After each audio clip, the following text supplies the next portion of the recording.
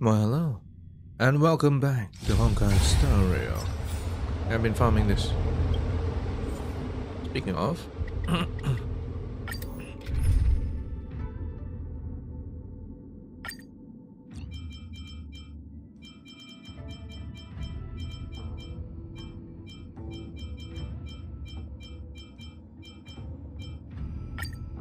That broken sword.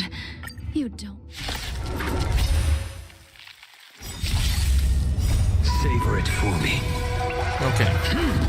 The objective for today is to No matter. do the various world quests. That's Time in to say my bye. Boom. log right now. Together as one. That's it. Relax. Later, moonlight.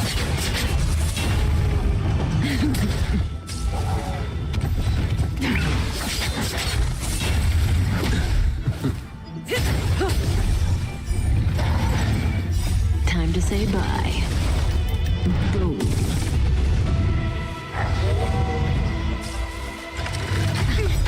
Fail to stand you. Human creations. Stand still.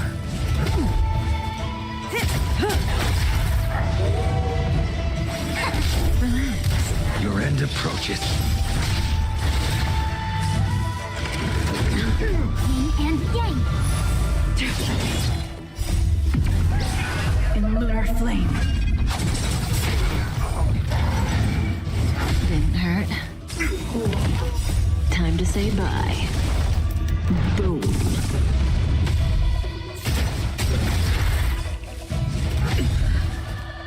Savor it for me. Stand still. Fail to stand you.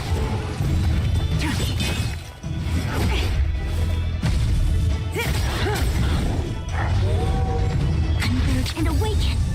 Human creations. Relax. Too little.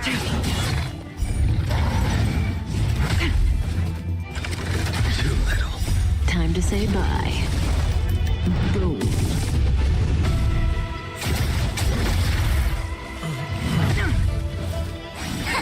Stand still. Fail to stand you. Savor it for me. Later, moonlight. In lunar flame. Yin and yang. Fail to stand you. Relax. The fight is set. One more.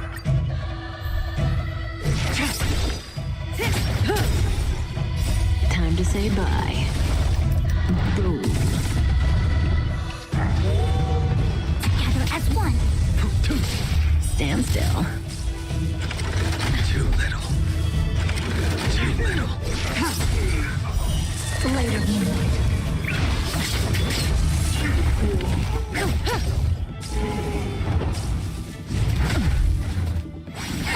Relax.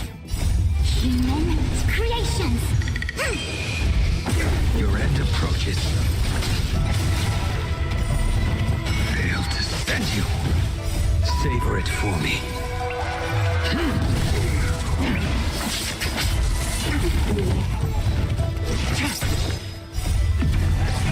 In lunar flame. Later, moonlight.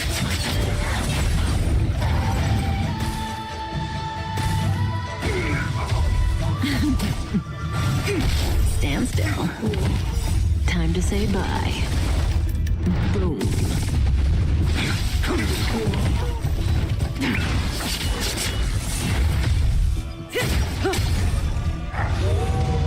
Converge and awaken. Fail to stand you. Savor it for me. Relax. Try harder. Yin and yang. Stand still. Time to say bye. Boom. Human creations.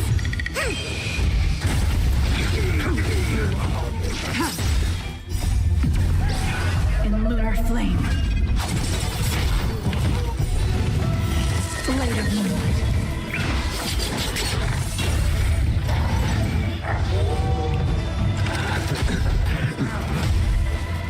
Fail to stand you.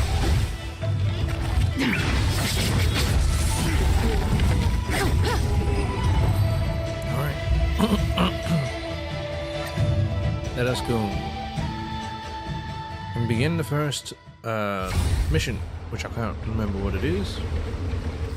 You just teleport someone to heal. Now I'm going with the main party again.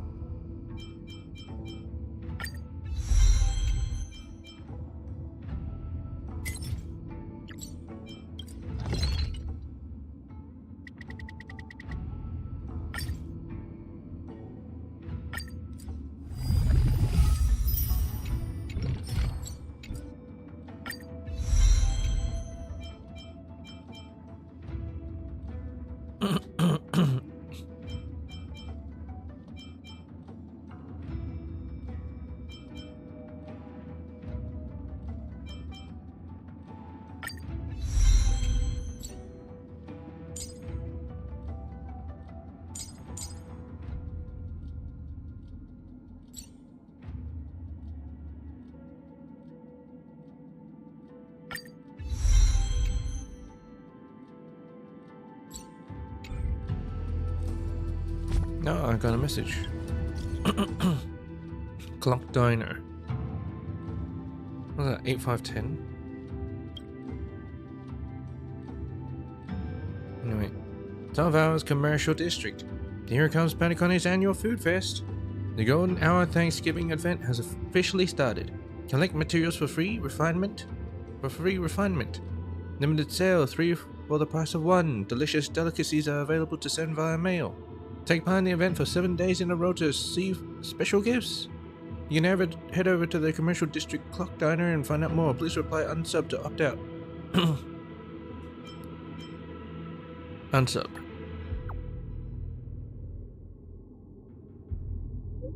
Reply received. Thank you for your support. Food Fest Day 1. Should I actually do this?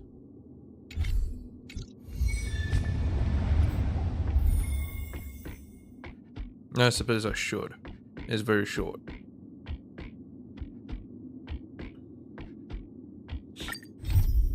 Alright, fine. Cloud Diner seems to be preparing for an event. Go and see what's happening. Talk to Jay.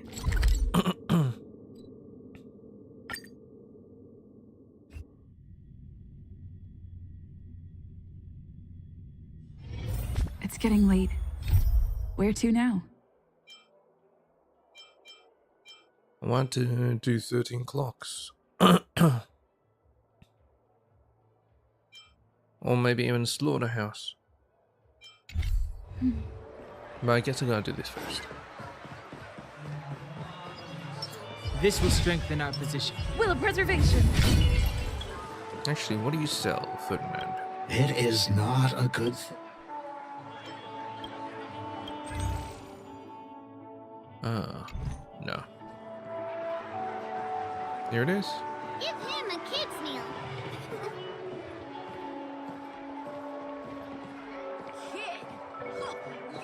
Hey, Jay. I hold a vision. A restaurant waiter who doesn't want to become a stand-up comedian is not a good family member.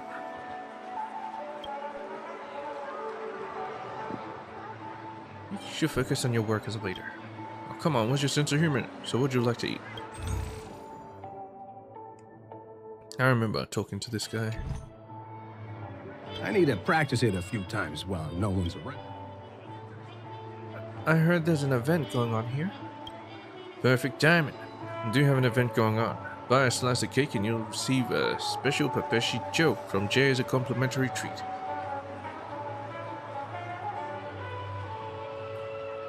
I saw the promotional message. In that case, I'll just order a joke. Turns to leave. Alright, I'm out of here. Hey, don't go. There are some legitimate activities in our restaurant. 12 Hours Commercial District is joining forces to host the annual celebration as thanks to our customers. It's an annual culinary festival where you can provide the ingredients and we'll whip up delicious dishes for you. Thanks to the family's latest Dream Bubble compression technology, we can now bring unique dream-inspired flavors that used to exist only in Dreamscape to reality. Whether it's the Stargazer cake or Mr. Herring's lemon tart, there's no delectable dish beyond our reach. Theoretically, yeah. As for the others, oh dear, I forgot the lines again. What did the message say about the activities? Mailing gifts? Buy one, get two free? Yeah, that sounds about right. Oh, that's right. Here's another one. Participating in an event earns you various materialized Penacony delicacies. You can have them shipped directly to your friends in other star systems, allowing them to savor the dream-inspired flavors. Such as today's featured dish, Interwoven Dreams.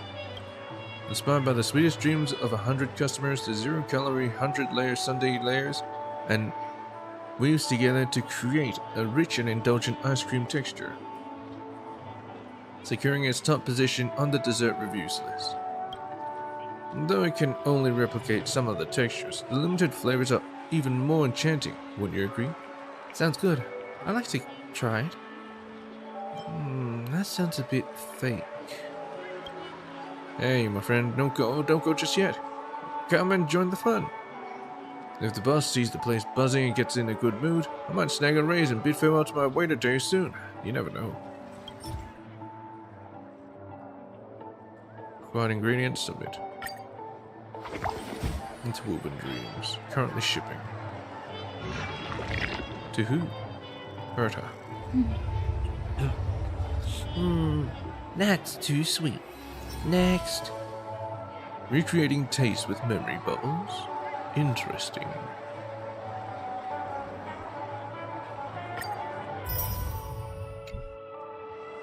Please accept your participation reward. Now it looks like your friends have received this special gift as well. The celebration event will last for 7 days, with different delicacies offered each day. Feel free to drop by any time to participate. What exactly will be available? Sour Dreams Candy.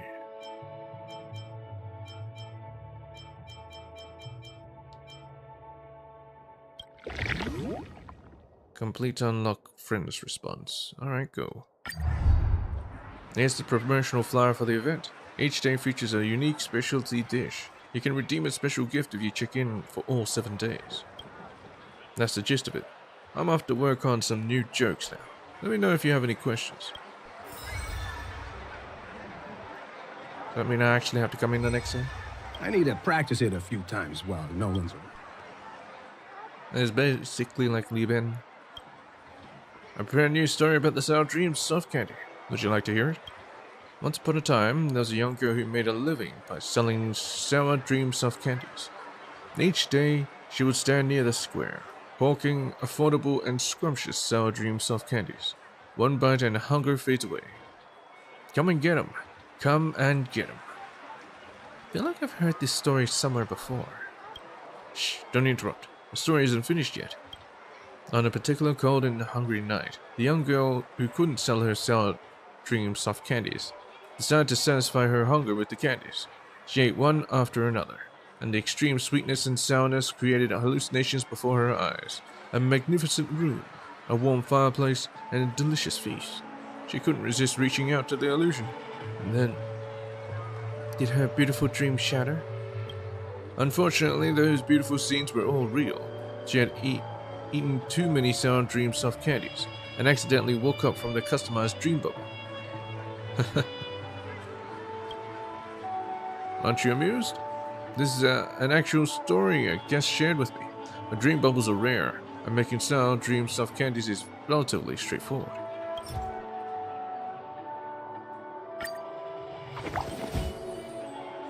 Okay, so I don't actually have to wait for the next day to actually do it.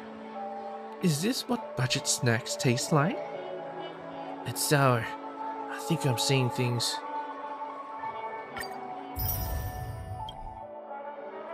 Thank you for your participation. Your gift has been sent. Please come again tomorrow.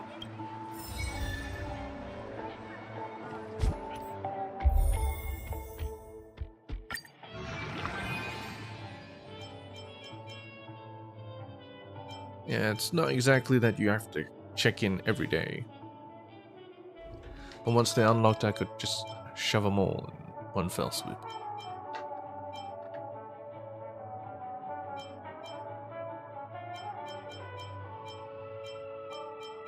So I'll do one more. Stargazer layer cake. I need to practice it a few times. About the food test, a food fest. Hey friend, ever heard of Stargazer? You mean the Adepti? That's one of Pentagon's most classic traditional snacks. Legend has it that this method was originally created during the age of the Great Dream Expedition by the renowned dream chaser known as the Watchmaker. In a time when resources were scarce during dream exploration, a slice of cake served as the ultimate reward after a day's labor. To commemorate the great achievements of Watchmaker, we have created this recipe along with its flavor, giving birth to today's Stargazer cake. Well, at least he didn't talk too much this time. So food outside Bellabog can be quite courageous. I think the gaze part tastes nicer than the star part.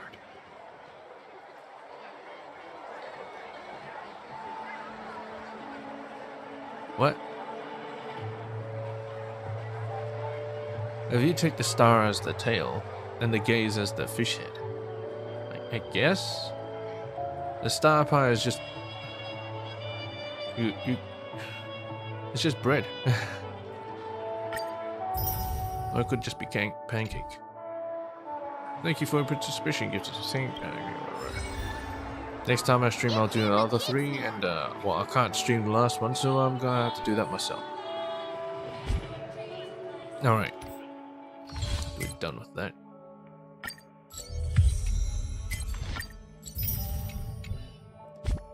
Let's see.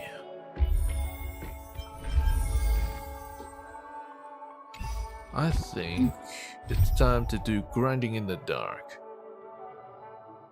Rifle Right Society.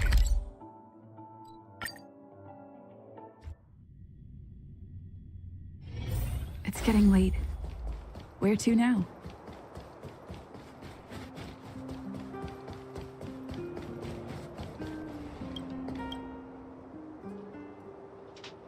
You found a note in the corner of the notice board that says, Amo, a member of the Rifle Right Society has issued an assignment. Please contact Amo if you're interested in offering your help. Ask some more about it. It's the poet. The bin poet. He's always asking for favors. I'm writing it. You're not my editor. I'll help you exercise your rightful rights. Oh, it's you. Seems like there are still plenty of good people in this world. That's good. My situation is like this. I'm the ghostwriter of the novel, yeah, whatever. Already done this?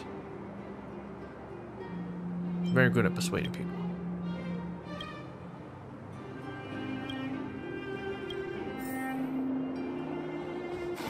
Persuade Nika.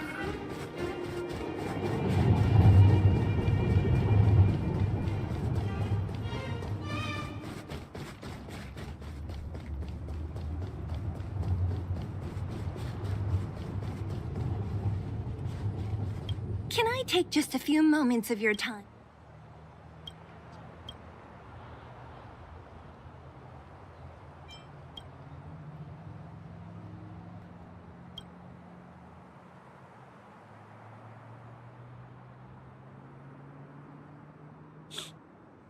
not gonna believe such an excuse. You might as well tell me he got sick from going through Bellabog's trash cans.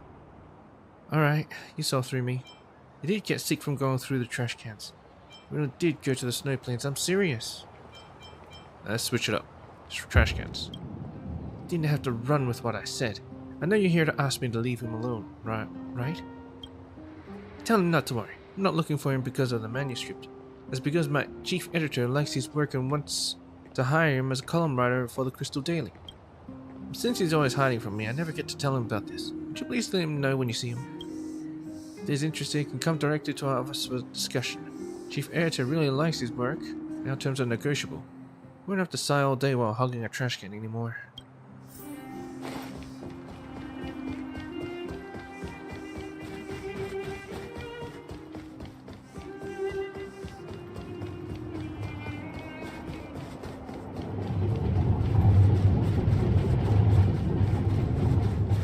I'm writing it. This is what Nika said.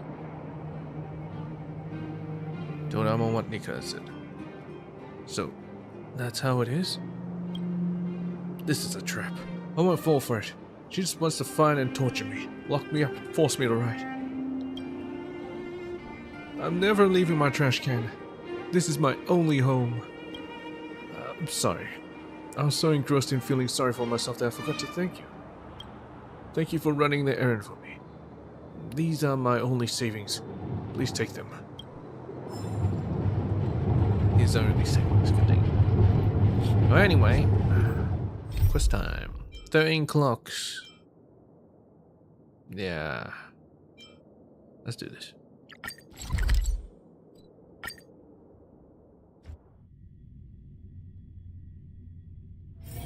It's getting late. Where to now?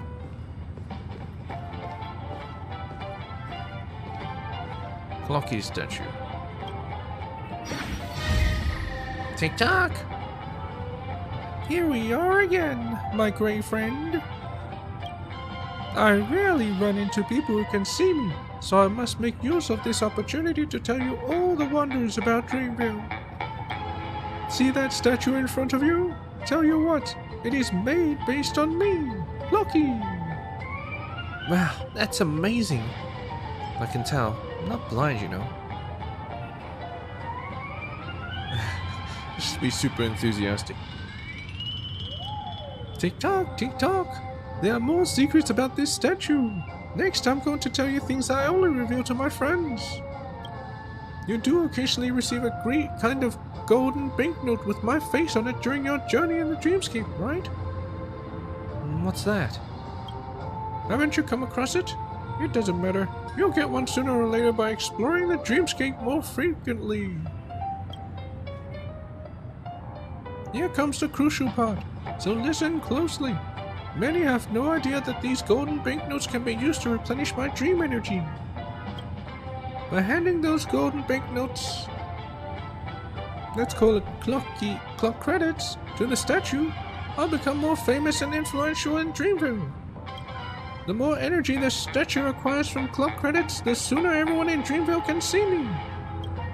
When the time comes, I'll be able to hang out with you and your buddies. If I don't want the others to see you, okay, you're just hungry for the money. Talk. If you were my true friend, you wouldn't say things like that. For your information, you can't use clock credits to buy stuff in regular stores in Dreamville. You might even get yourself targeted by pickpockets if you try using them in public. So you might as well let me have them. As long as you can replenish my dream energy, I'll give you awesome gifts in return. Tick-tock. That's all I want to say. Remember to explore the Dreamville as much as you can. Earn clock credits and take them to my statue here. See you, my great friend. Yeah, I get it. Oh. I do have, clock credits. This is said to be a commemorative currency issued personally by the watchmaker. Can only be used at a Clocky statue. A mysterious banknote whose origin is unknown even to the family. It features the classic image of Clocky on the front. This currency is prohibited for regular transactions in the Dreamscape world. and only a few people know its true purpose.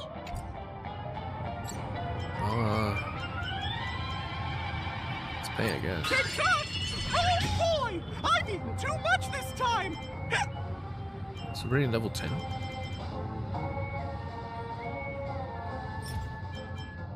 What is real? Abundance.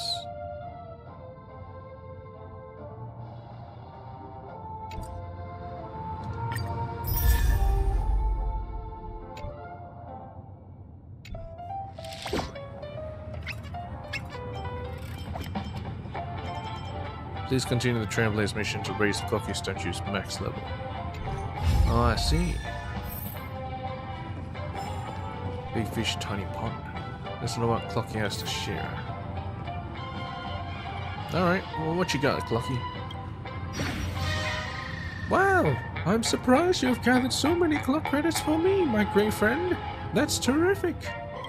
Although I still don't have enough dream energy to make myself visible to everyone in town, this is already a significant improvement. I owe you a big one, my great friend. Tick-tock, pay closer attention the next time you interact with the statue. You'll see how the clock credits can indeed make me more influential in Dreamville. Is it gonna change it like Statue of the 7? See you next time, my great friend.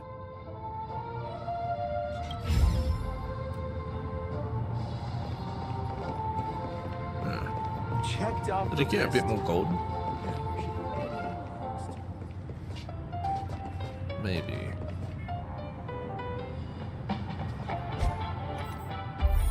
Damn it. Now well, slaughterhouse it shall be. These are pretty short, so it's should be like reputation and whatnot quests, you know.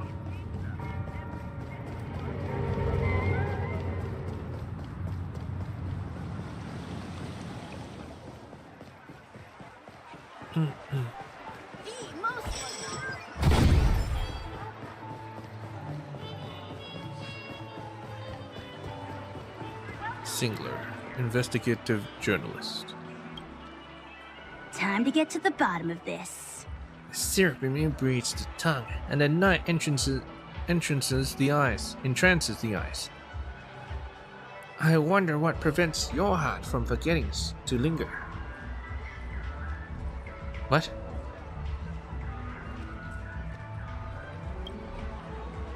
Activate clockwork. Can I touch a fluff ball on your head? This game looks cool. Indeed, it does look cool. Could you be pulling my leg? All who live on Penacony knows that it's extremely rude to extend such a request to a peppershy lady. If you weren't on your best behavior just now, I would have suspected you as some fugitive on the lam. Fine, I have to admit that you have surprised me. Fine as in I can touch it? Anyway, I'm here to investigate the truth. Oh? Your tone is quite animated. The truth is a very serious word. I hope you'll wield it with more prudence. You weren't the one who sent the agency's message. I want to expose the truth of the hotel in the dreamscape. Yeah. Oh. So sudden. I remember now. I did send that agency message to the group. Just that everyone mostly ignored me. The guests here are ambivalent about uncovering this truth. I myself was about to abandon this mission. The first person who willingly answered my call to investigate was you. I think there's something wrong with this place. The family is definitely hiding something. Right? I feel that way too. I may not have concrete evidence, but as a reporter, sometimes you have to rely on your hunches. I can't always count on hunches to help me find the truth. But if there wasn't one, I wouldn't even dare embark on the first trip of this investigation. I can see that you're someone who's also got acute senses, and you're right with righteousness too. A rare combination in Penacony's dreamscape. I'm just someone who likes poking around on adventures. The avatar of righteousness has descended unto this dreamscape. Why not? Good. Very good. Now we've got motivation. brains and... Singular's eyes quickly sweep over that baseball bat you hold in your hand. And... Braun, let's not waste time. If you're up for it, we'll move out now. Before the Reverie Hotel was completely locked down, I overheard a few rumors. At certain hours, a strange painting of an ambiguous meaning would suddenly appear in that hotel, and perhaps even mislead guests, sucking them into an otherworldly dreamscape. What's stranger is that when inquired, the guests who had experienced the incident couldn't recall what happened to them. I don't believe that their collective memory loss is a coincidence. It must have something to do with the family. I think that strange painting will be our key to our progress in this investigation. Truth be told, I learned of a secret passage that leads to the Reverie on one of my investigations, but I was alone then, and didn't dare venture forth by myself. Now that you're around, I can put my mind at ease. Let me know when you're all ready. We'll set off for the Reverie Hotel then. Alright, let's go. Okay then, please follow me. And remember to keep a low profile, as we don't want any attention. Oh, teleport. Enter the hotel in the dreamscape and investigate the mysterious painting.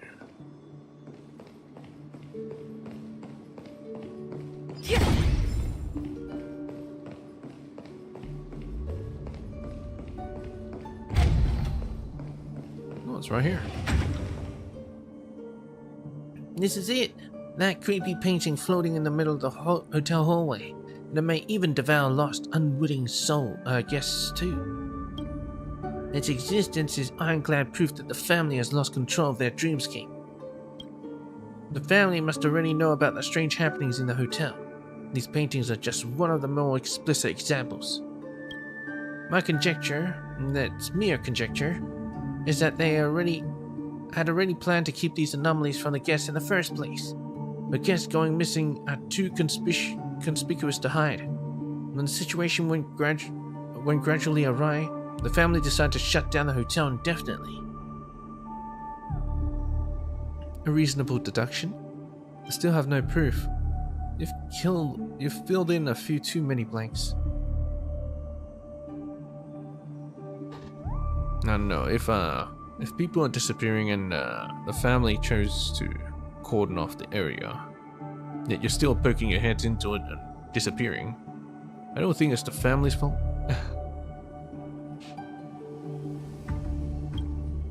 You're right. We still need hard proof. Singular inhales deeply. As a self-styled investigative reporter, the disciple of truth, I can only think of one way. Let's try to establish contact with it. No matter what happens behind that painting, I trust it will definitely bring us closer to the truth that the family's trying to hide. It's time to grow.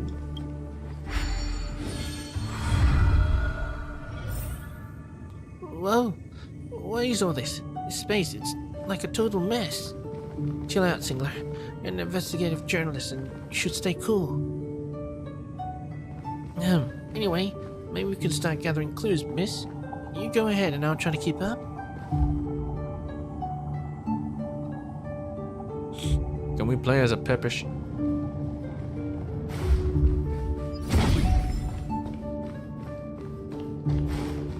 don't know what the point of this is. Why do this? Like, why? What is the point? Like, for that, I can see a point, you know? It's separated with that. Sure, that makes sense. But this is so fucking stupid.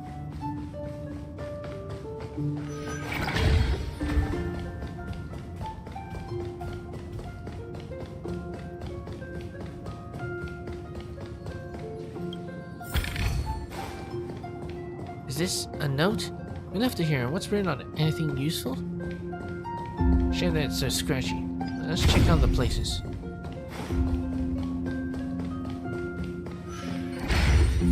Treasure is treasure. I don't mind that it's scratchy.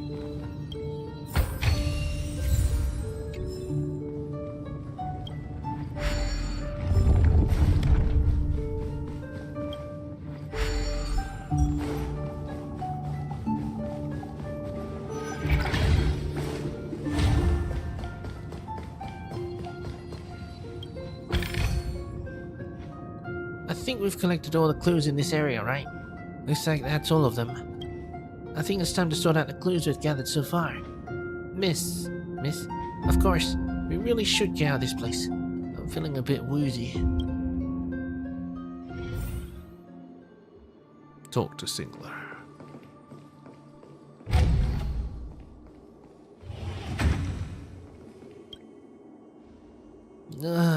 Dizzy.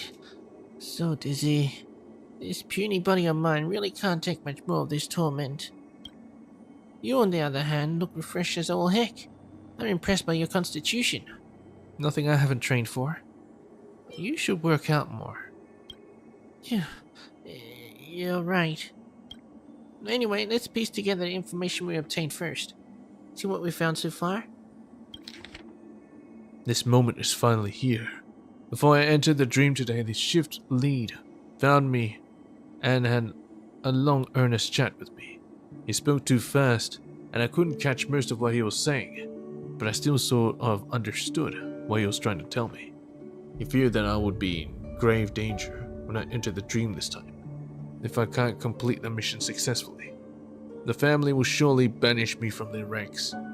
He even said that he really appreciated me, that there were a few young people like me who were this low profile, hardworking and industrious, and he hoped I would pass the trial without a hitch. I exchanged a few perfunctory words with him, then went back to my room to prepare to enter the dream. It'd be a lie if I said I wasn't the least bit anxious. But what else could I do besides mutely accepting the current situation? I closed my eyes and forced myself to take a nap, the dreamless kind. To be able to do that thing, I would have to be in optimal condition, physically and mentally, no matter what. Miss, I think I stumbled upon a really precious clue this time. This family attendant named Hamilton. His writing indicates much anxiety. The family must have assigned some secret mission to him. His name would be struck off if he failed the mission, or worse, his head. Wait. How'd you know his name? He didn't say anything like that. I still don't have enough evidence. Sorry. My imagination got the better of me. We still need more evidence. If you don't mind, can we enter that unusual dimension and explore it once more? Alright. It's easy enough anyway. It's all places. Wait, this place doesn't seem quite the same, right? But our target remains unchanged. Let's focus on finding clues, miss. Can I poke it from here? Oh, very nice.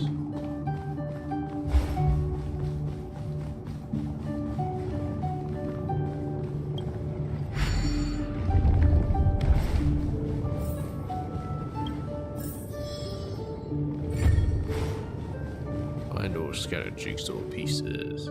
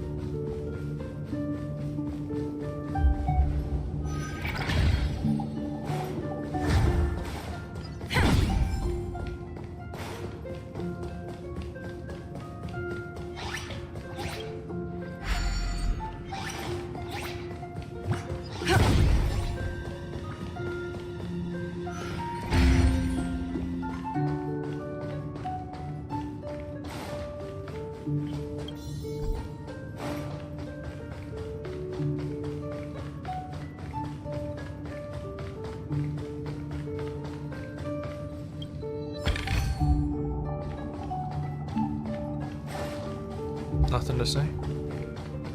Oh well.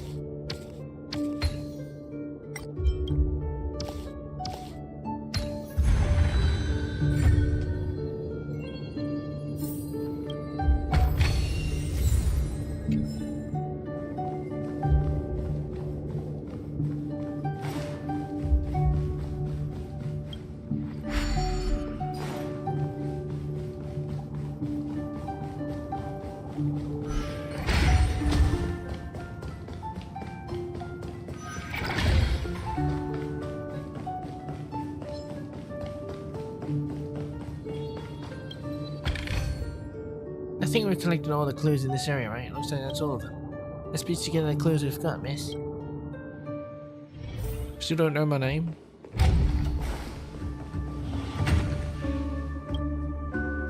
Good. The investigation has been going well so far. At least we can still walk, and we haven't lost any limbs. Let's piece together the clues we've just got, see if we made any progress with our findings. I entered the dream and woke up in the Reverie staff dorms like usual. But the feeling of everything around here was oddly strange. The people around me seemed to notice something, and I felt that their gazes cast toward me were somewhat peculiar. Of course, it could have all just been in my mind, but who knows?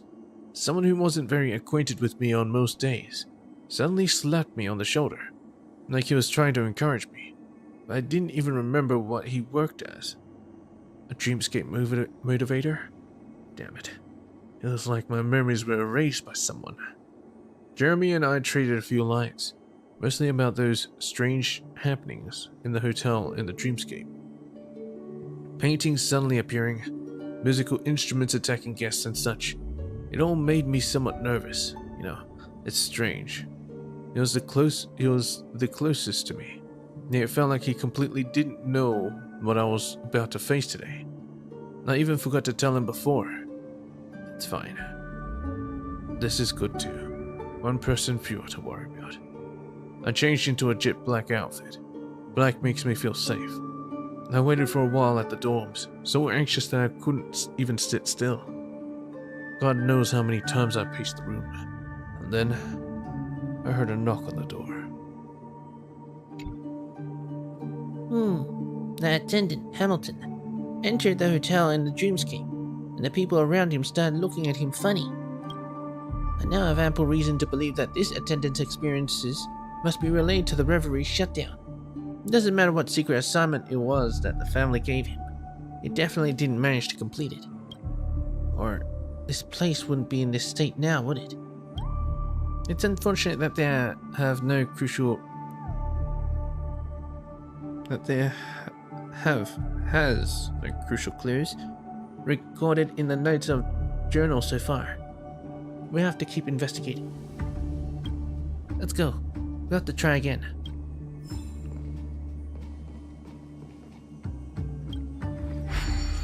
I can do it as many times as you want. It's all too easy. These mazes, they're getting more and more complicated. That won't be a problem for you, miss, right? Let's keep searching for more clues.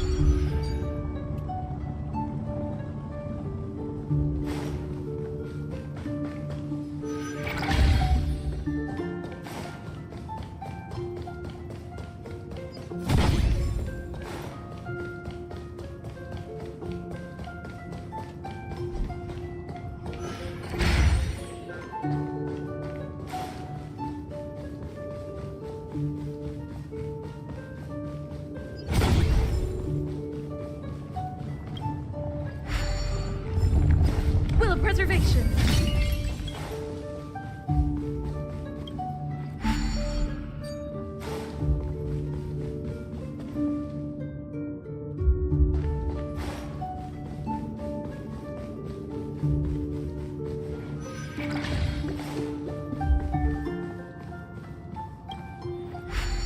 Now I have 3.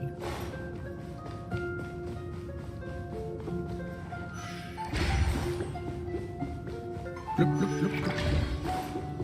Bloop, bloop, bloop, bloop. Bloop, bloop, bloop, bloop. Man, I went around in circles for that one. Dang. Bloop, Bloop, bloop, bloop, bloop, bloop.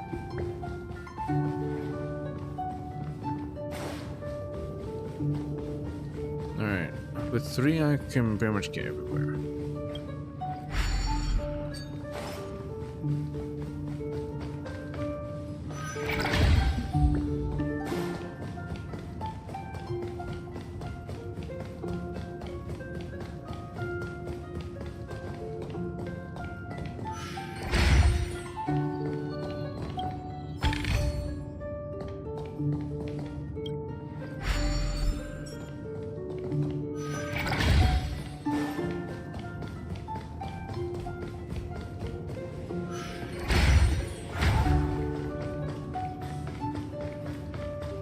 I wonder if you can take it from here. Should be able to, but I guess not.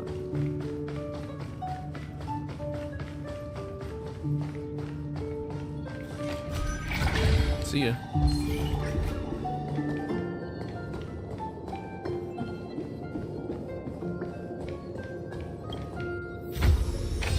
You can ignore clues in this area, right? Looks like that's all of them.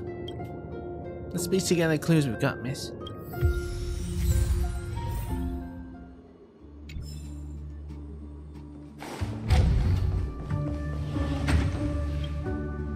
Yeah, this is exhausting.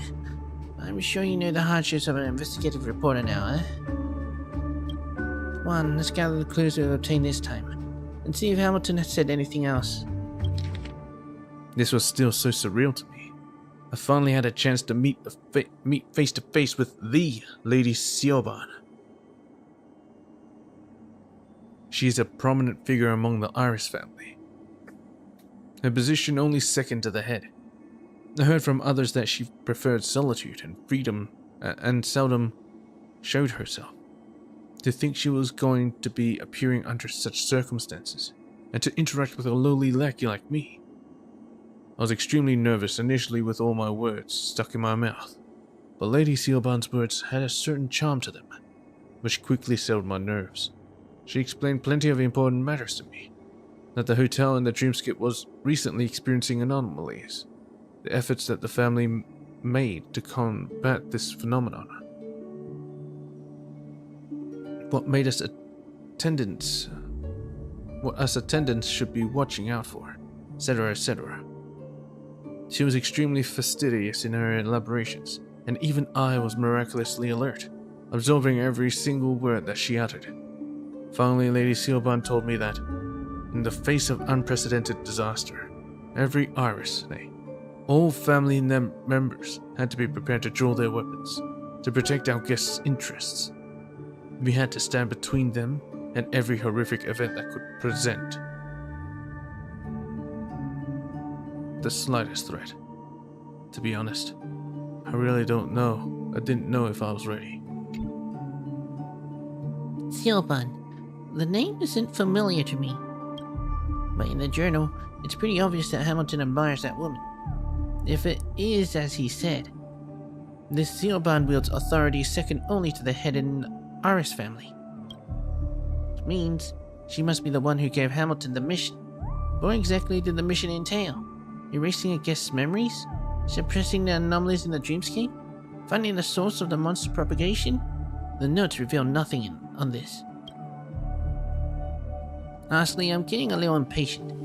I don't know who this Hamilton guy is in the real world, but I think he's got the potential to be one of the Riddlers.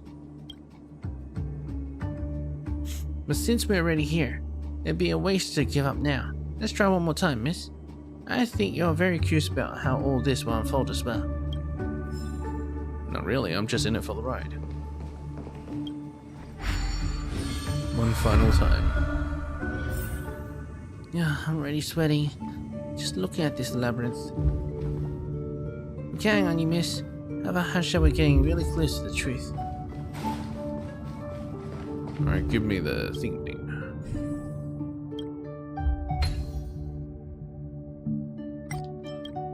Oh, it's a pathway. I see. Is it going to be another pathway, or is it actually going to give me the pylon? Oh, it's another pathway.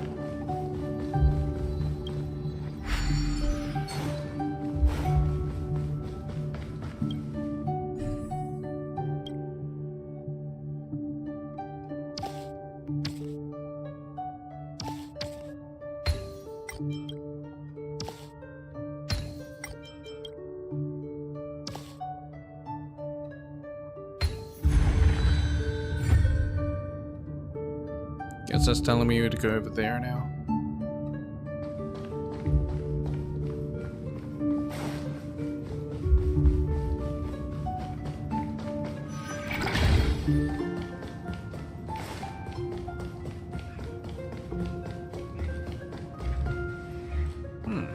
Might as well grab this.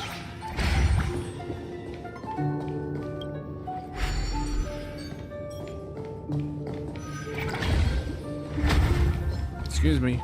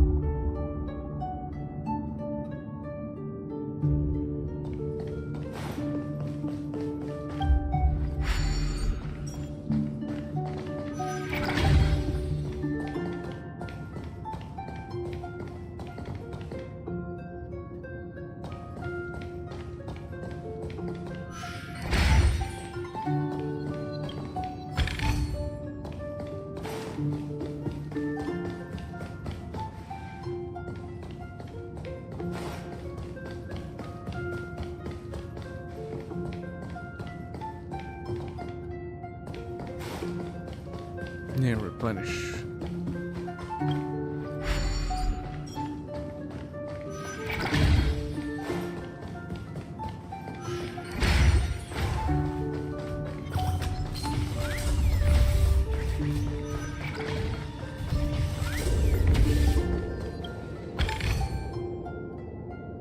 Now I need to get back to the original. I only thought it was to go back the same way. To replenish.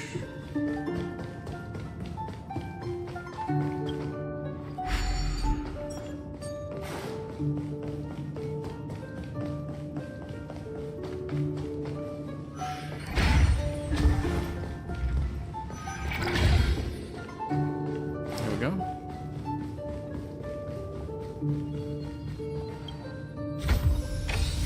I think we collected all the clues in the area, right? You're saying that's all of them. Let's piece together the clues we got, miss.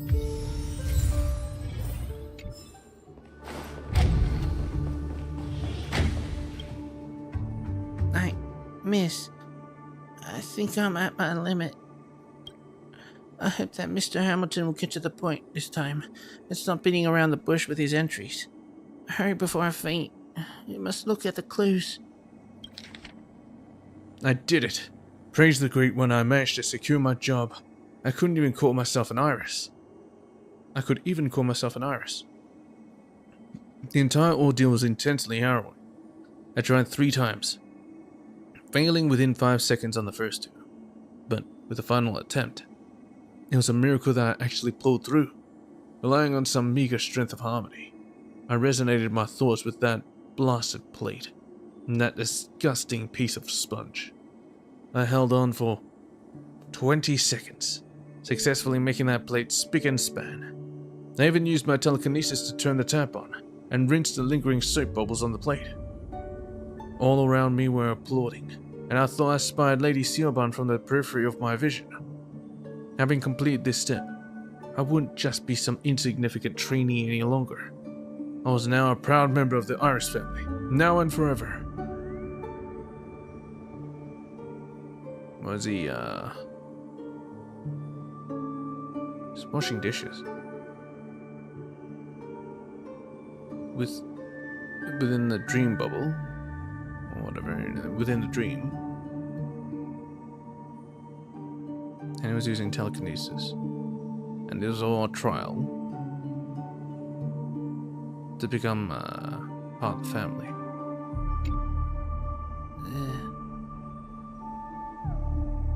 I'm guessing he's a masked fool. You can never be too wary of dishwashers. Yeah. Hamilton, you annoying fool. No matter where you are right now, I'll punch your face in. The Bebeshi person is fuming with rage at the note. Not a figure of speech, but literally steaming with smoke. And then she turns her face scarlet and falls over. This heart-wrenching land of dreams. You guess that she won't be coming back for a while. Spacewalk. Wow, that was easy.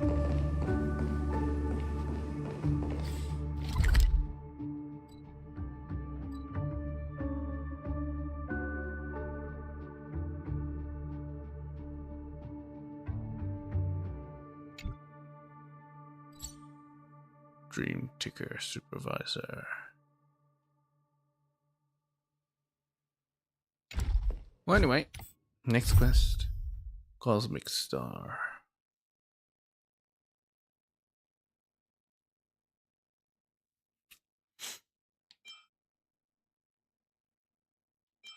Alright, Cosmic Star.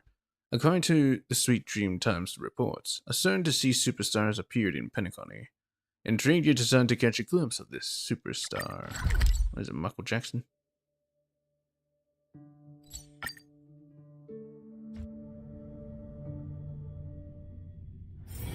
It's getting late.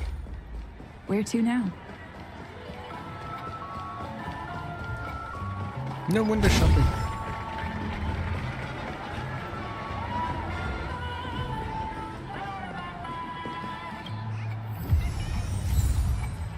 Lying with your dream in your mouth. Young Master Gold.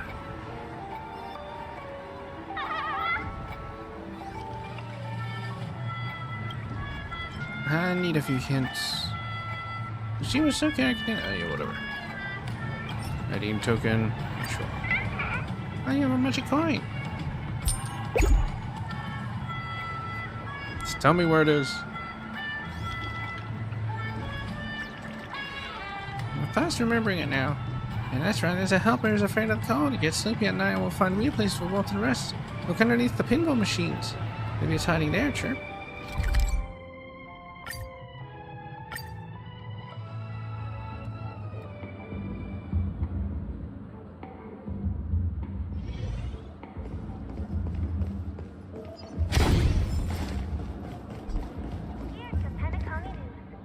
Can I drive it without a license? The sun's shining down. It's so warm here, Chirp. Gets cold in dreams. You doing tunneling into the exhaust pipe? The warm sunshine in the pipe's hot air can heat me up heat me right up, Chirp. Forget it. We're going back to everyone's side to keep warm, Chirp.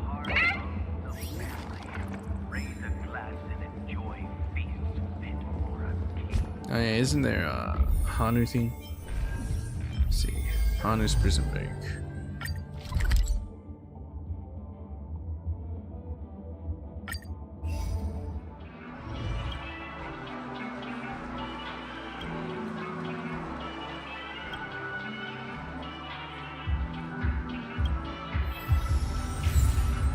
Hanu's Dream Bubble. The reward for beating the game Hanu's Prison Break, capturing all of Hanu's highlights in the story. Perhaps similar scenes did happen in real history.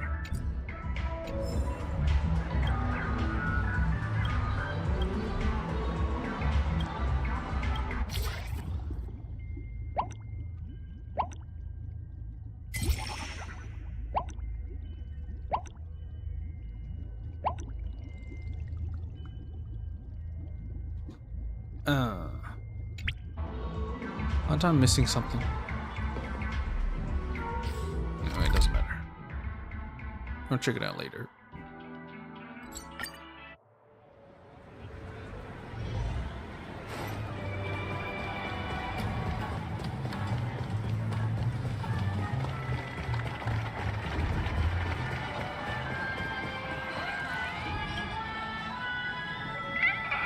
Wow, all the helpers returned in such a short time. The plaza will be fixed in no time, Chirp.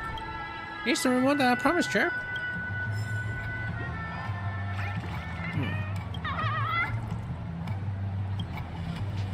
Need a few hints. The scene is so connected. Ready token. Oh, you have a magic coin. Didn't all the helpers return? Was it still taking coins? Fast remembering it now, Chirp. Yeah, that's right. It's a model-headed helper. After getting to the town hotel, Finn says that it's a fish that can fly. It's something about a fish that's gotten its attention, Chirp.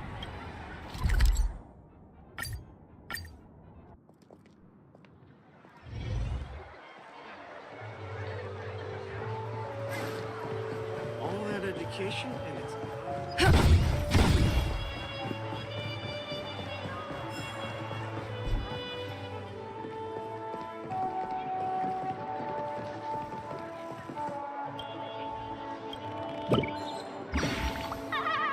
Chirp, why are you tugging on my tail?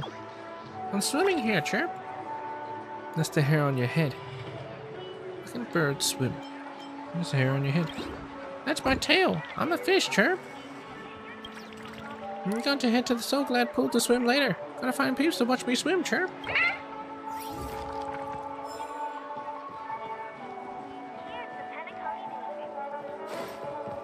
So all the helpers haven't returned.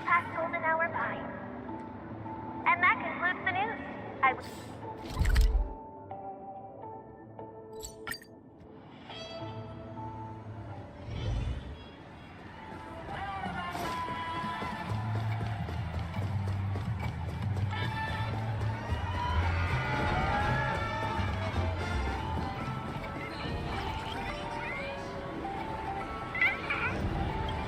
Only a few hints.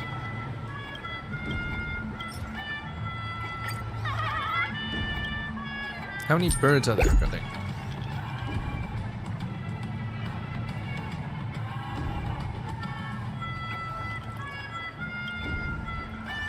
Mischievous helper always likes to add on to other birds' creations. Paradise new tag is the clockiest billboard at the underground zone, Chirp.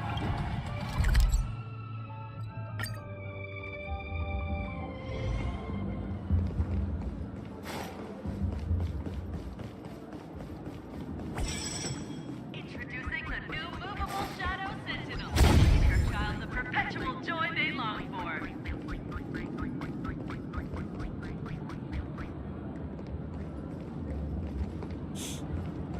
Isn't it here? I'm really craving some half-price clocking Here. pizza.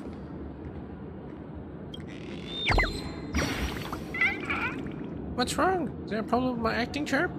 Why are you being a nose? You're parodying Cocky. No, I'm not. I'm its loyal fan, Chirp. These boosters are the ones doing it a disservice by drawing its nose too short, Chirp.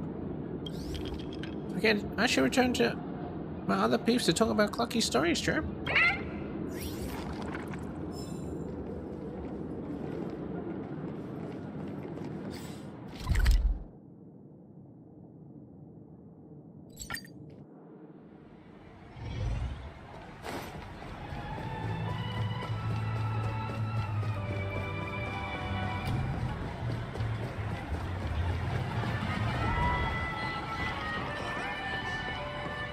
Anyway, let's moving on. Leslie Dean.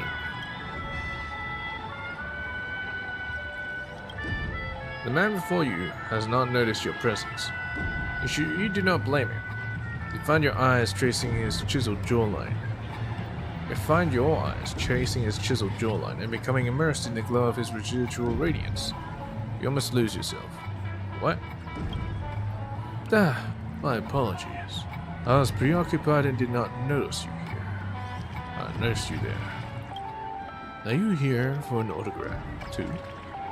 Just a moment. I don't know who you are. You seem familiar. Familiar? You look pretty grown up to me. You're not still a minor, are you? This is Leslie Dean, a galactic superstar of Epsilon. How could you say it just seems familiar? In Intellitron's Anton? There is no need to get carried away. The cosmos is vast, and we all come from different environments. We will all be exposed to different things in life.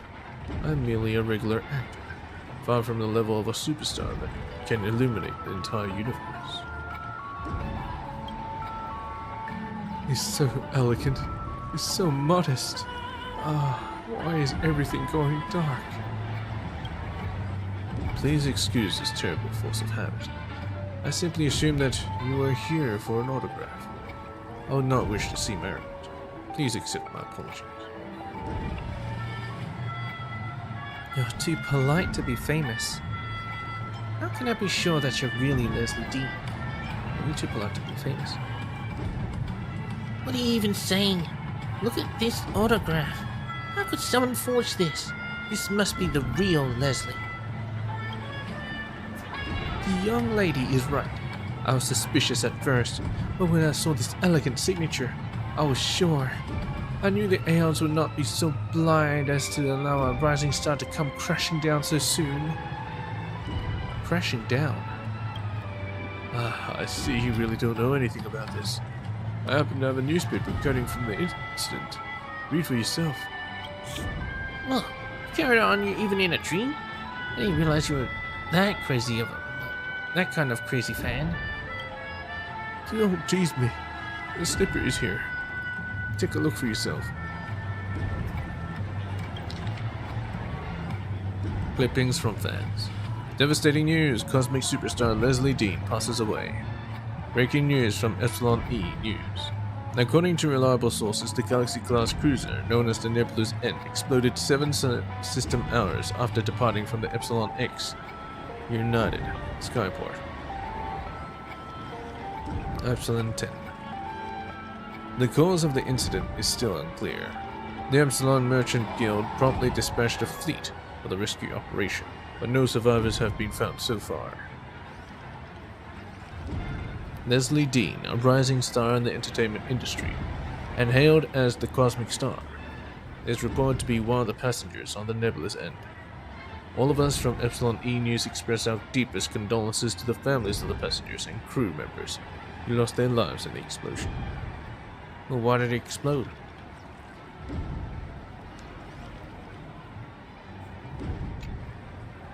Do you understand now? You said that Leslie was gone, but they were wrong. The true Leslie Dean is right here, standing right before our eyes. Survivors aren't common in incidents like this. This is unbelievable. Now that you mention it, Mr. Dean, this may be a rude question, but how did you escape the accident? I'm sorry, I can't help my curiosity. There is nothing rude about this, miss. This is not my first time being asked this in a dream. The engine of the Nebula's End cruise ship that was aboard malfunctioned completely without warning, causing an explosion. Logically, my chances of survival were almost zero. At that moment, I did lose consciousness. It was a long time before I opened my eyes again. For a split second, I really thought I had ascended to heaven. That was until a kind young nurse by my side informed me that I had survived a terrible accident. This was the moment that I realized that the world around me was in fact real.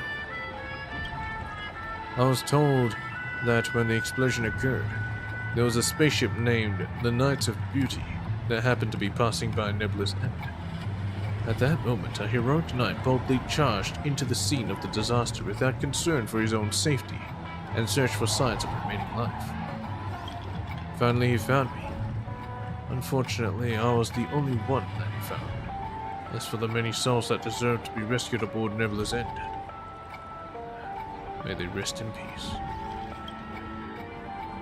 I would expect no less. Even the Beauty could not allow someone as perfect as Mr. Dean to leave us that easily.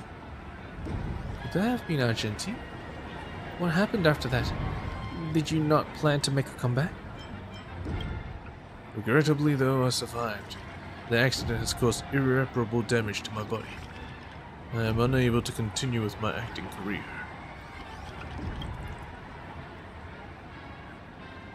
What's more, my life under the stage lights has long since exhausted me both mentally and physically. So I simply requested that information be concealed from the outside world,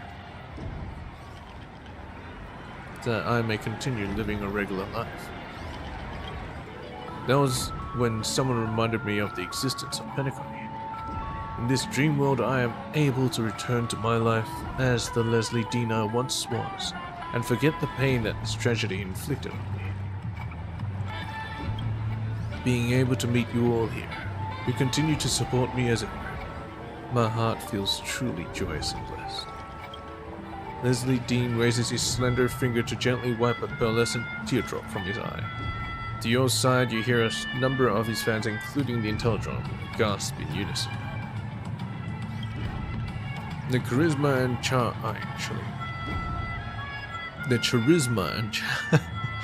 charm that he emanates with his every move are captivating, filled with emotion yet unaffected and unrestrained. You start to understand how the name Leslie Dean has come to resonate across the galaxy. I have a friend that would really like your autograph. May I have an autograph? Of course. What is your name? Cascade. Cascade. What a delightful name. Cascade, may the stars shine to light your path. Yours faithfully, Leslie Dean. There we are. I wish that you be in good spirits from this day forth, Miss Cascade. You obtain the autograph of the galactic superstar Leslie Dean. You are unsure of what receiving your autograph in a dream actually means, but you are still extremely excited. Tick-tock! Over here, quickly! Cosmic Star.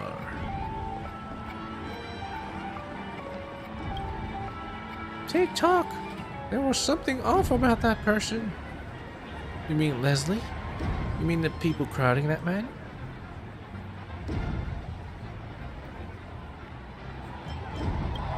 What are you talking about? I clearly meant the one that gave you an autograph. No, it's definitely the people around him. My instincts are razor sharp. That person is missing something. As soon as someone is missing something, they can no longer be called a complete person. Tick-tock. An incomplete person. How terrible. Cascade, we have to think of a way to help him. Is he missing his soul? Complete Leslie Dean's emo doll. Like dandelions, gone with the wind. It's you, Miss Cascade. I'm so happy that I got a chance to meet with you in this city of dreams. As you can see, I'm a little busy. If you're interested, perhaps we could talk properly a little later. Here comes the clockwork. Sad year. I like the emo doll. Is missing sadness?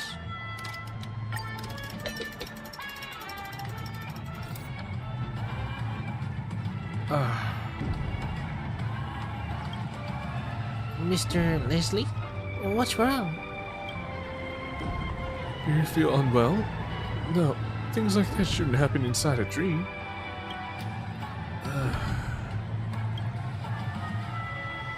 My apologies, everyone. I suddenly feel... I do not know how to put it into words, but I feel terrible. I do not wish to rain on your parade, but I think I may need a little space. Are you tired? Shall we leave it here for today? We have pestered you enough already. I agree. I'm so sorry, Mr. Leslie. I hope that you will feel better soon. Leslie Dean's brow scrunched up, and he began to twitch gently. Your actions seemed to have cast him into some unknown pain and sadness. Seeming to have sensed your presence, he forced himself to open his eyes. You're still here, Miss Cascade. My apologies. I don't know what is happening to me. What's wrong? Describe how you feel to me. Let me help you. What's wrong? Just now, suddenly and without warning, it felt like I'd been struck with a bullet that tunneled through my chest, leaving an invisible hole. When it went through my chest, my existence seemed to lose all sense of reality. I started to feel like I had never even been alive. All the memories in my mind suddenly seemed completely false. It was as if someone had forcibly implanted them inside me, like they didn't belong to me at all. How should I explain this feeling? It was like I had been cast into a corridor of paintings. All of these paintings recording my past experiences. But no matter how vivid the scenery was in the picture, I still felt like a complete outsider, like an onlooker trespassing in this gallery. Perhaps all of those images that were recorded did actually happen, but I just cannot seem to connect these memories to the person that I am now. Perhaps I've spent so long reveling in golden hour that the boundaries between dreams and reality are starting to blur. You should seek help. This is a bad sign. It may well be, but I don't know who I can ask for help. I know this may sound a little scary, Miss Cascade, but I fear I may have forgotten how to wake up. What do you mean? I tried talking with the family. Yeah, what do you mean? Well, I'm literally stuck in this place and totally clueless about how to leave this dream. You can't leave, because you're dead. Reality. It is so frail and fleeting that a single breeze can scatter it like a dandelion in the wind. This was one of my lines in the movie, Ancient Dreams of Distant Stars. It feels very appropriate in my current situation. Miss Cascade, if you can move freely between dreams and reality, would you be able to consult with a family representative in the real world? I do not wish to spend the rest of my days submerged in a dream, giving my all to play the part of someone else's shadow. I can imagine nothing more tragic. Miss Cascade, I wish to save myself. Will you help me? Oh no, Leslie's dreams emo jar has been locked. TikTok. What?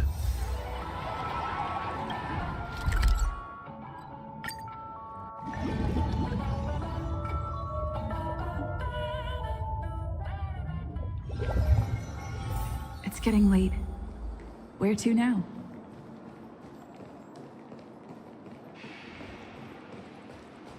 You can actually Hello, book a Ellie. stay on credit, and the interest is surprising. Greetings. Is there something you need?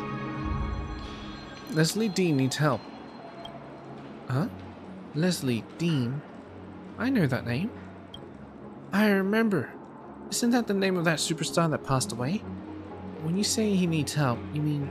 Explain the situation to Ellie. You explain Leslie Dean's situation to Ellie. Naturally, you exclude a few details for your own sake. This is not good. A client clearly experienced an irregularity to the point that they would describe it as forgetting how to wake up. I shall inform a member of the family staff. I'm sure they will handle this situation appropriately. Thank you very much for providing this information, Miss Cascade. Was Ellie about to say the Bloodhound family? I have a bad feeling about this. I should return to the dream and check in on Leslie.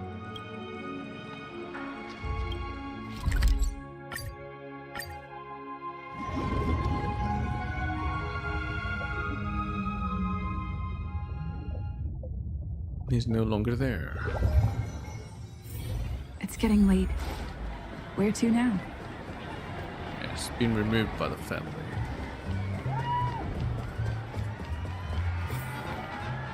Help! Someone's calling for help. Let's go take a look. You don't need help. What are you doing? It's Leslie. Somebody's trying to take Mr. Leslie away. It's huge. These thugs came out of nowhere and came rushing down the street. They just took him away without saying a word. They ran that way. I'm begging you, you have to help him.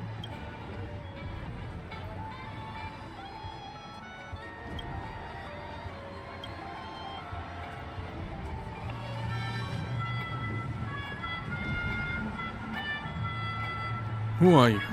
What do you want? This is a dream.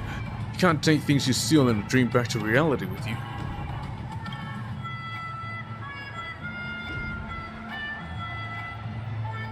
Hello. Are you certain this is the anomaly? I'm certain.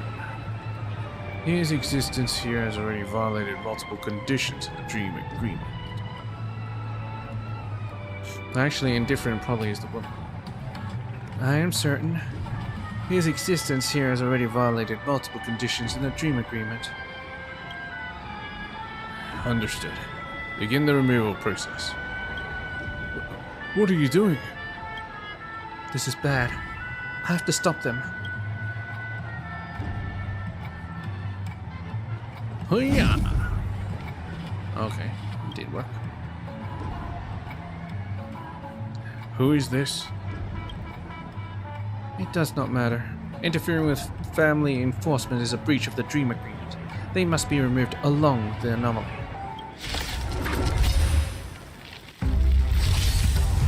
Wish I could actually fight people instead of Dream Joel, but whatever.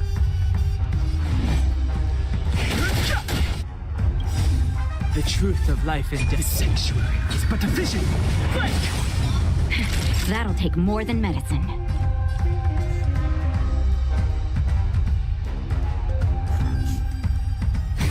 I'm on guard.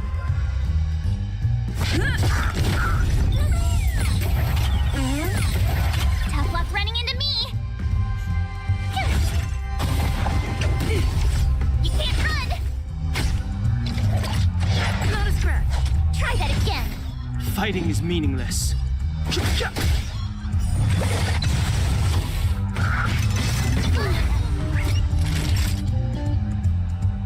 Nap time.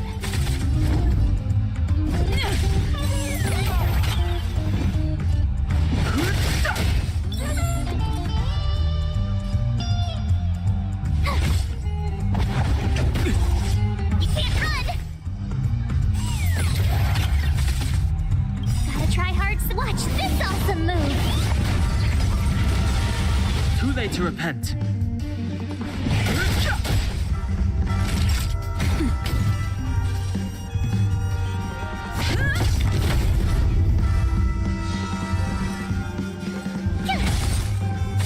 Too late to repent. Okay. Try that again. That's better. Don't worry about me.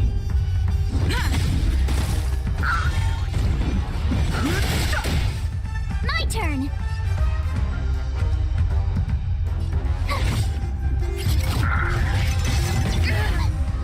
can't run. Time for a shot. Nap time. Lance at the ready. Have no interest in you.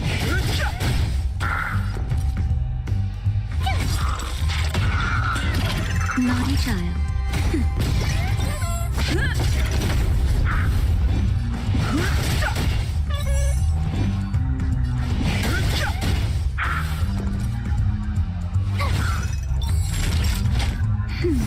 Nice teamwork. Nap time.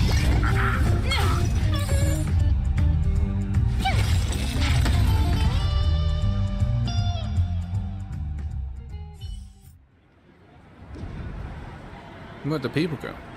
I'm in your debt, Miss Cascade. If you had not rescued me, I don't know what they would have done to me. Before you arrived, I overheard them mention a room number. Room 1007. Could that be the hotel room that I entered the dream from? Also they kept saying something about a dream anomaly. What on earth would that mean? I don't know how to wake up, and I can't remember the room number I entered the dream from. Maybe there is something wrong with me. Maybe they were here to wake you up. Really? I wouldn't be so certain. If that were the case, why would they have been so violent? The family would not normally treat guests in such a way. I must confess to you, Miss Cascade. I am very scared. I am scared that I will be faced with a terrifying reality when I awaken. You will literally wake up dead. I am also afraid to lose the consciousness that I have now. At least now I can see, hear, and sense the world around me. Who knows what kind of changes my body has undergone in reality. Even if I know that this is a dream, so what? This dream world is realistic enough for many people to become immersed and feel alive, is it not? With every dream comes an awakening. You're not curious about what's happening in reality? You're right, but... Leslie falls silent for a moment. He lowers his head slightly, as his slender eyebrows droop. His eyes that radiate warmth and greatness become hidden from sight, as his handsome face becomes half devoured by the blue shadows. It would be a lie to say that I was not concerned with my real self in the slightest. I still remember that last time I met you in the dream, Miss Cascade. I said I wanted to save myself. However, after you left, I calmed down and began to think in greater depth. I began to question whether or not this fantasy of mine really needed to be shattered. I have everything I could need here. Everything that I lost in the real world has been given to me once more in this dream. Dreams and reality, truth and falsehoods. May we separate them so clearly. I am willing to believe that the person you see before you is my true form. I don't wish to believe that in reality I'm nothing but a deformed body, covered in scars. We all have to face reality eventually. It's your life, your decision. Face reality. Leslie raises his head. Inside his lax gaze, you catch a glimpse of determination. Room 1007. Perhaps you could find find time to take a look at what happened in there. You happen to learn of the truth. I shall leave it up to you to decide whether to share it with me or not. Right now I find myself wrecked with incessant anxiety. I cannot bring myself to calm down and carefully consider my future. You are my savior, so trust your judgment. For now I should find a discreet corner and lay low. I don't want to find myself in trouble again.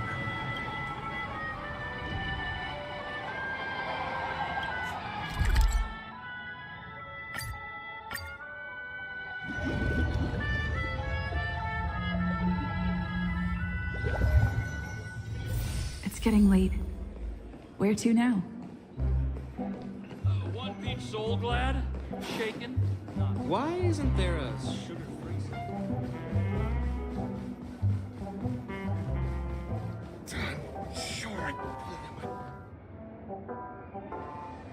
You found it. Room 1007. The room that Leslie Dean mentioned. Is it possible that the truth behind the cosmic star lies behind this door? Perhaps he has fallen into a deep sleep from which he cannot awake. Knock. No answer. Try to open the door. Search for intent? Nah, try to open the door. You sense that something is not right. If something were to happen to a great man like Leslie Dean, the family would not likely just ignore it. Considering the way the family treated Leslie Dean inside the dream, getting them involved may not be a good idea. That's if they haven't already taken action. Turn the door handle. You try turning the door handle, with only a paltry amount of hope in your heart.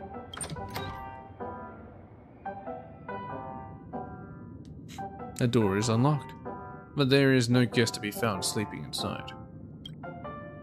Let's go in and investigate. Everything's broken. All the sad young men. There is a stack of pictures of Leslie Dean on the hotel room floor, and some of them have his personal autograph on them. Would someone really carry this many pictures on their person? You can't help but ask yourself, maybe this cosmic star is just self-obsessed, or maybe it's that human fan.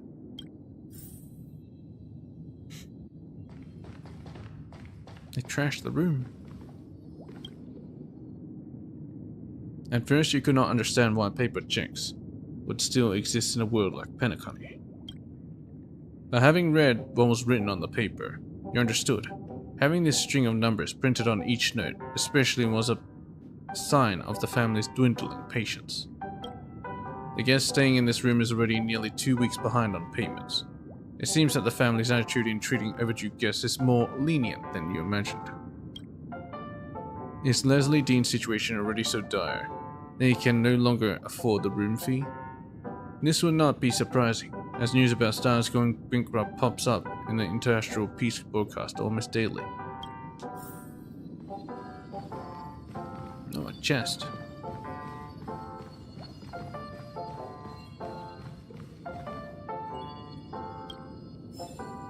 Planet of Festivities.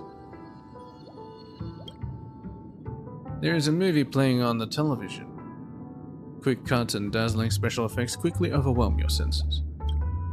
After a series of shocking scenes featuring exploding warships, a close-up of Leslie Dean's handsome face takes the screen. It seems that he's playing a warship pilot, likely a heroic figure that played a critical role in the long-drawn-out interstellar energy war. Someone whose name people remember well. You see his name in the subtitles, Captain Cromwell. In this tense showdown, he seems to be engaged in a war of words with a sly IPC elite. Watch attentively for a while. There are more important things to do now. Watch. This has nothing to do with the price IPC have offered. The Sixth Fleet's position on this matter cannot be changed by price, for it goes against our values. I understand that you value your contracts and your honor, but I implore you to think carefully about this. Are you sure that the people on your ship share your firm beliefs, Captain? You have no family, no children, no one to be concerned for. So, you battle for your beliefs. You would even take them to your grave. But what about them? Do they feel the same?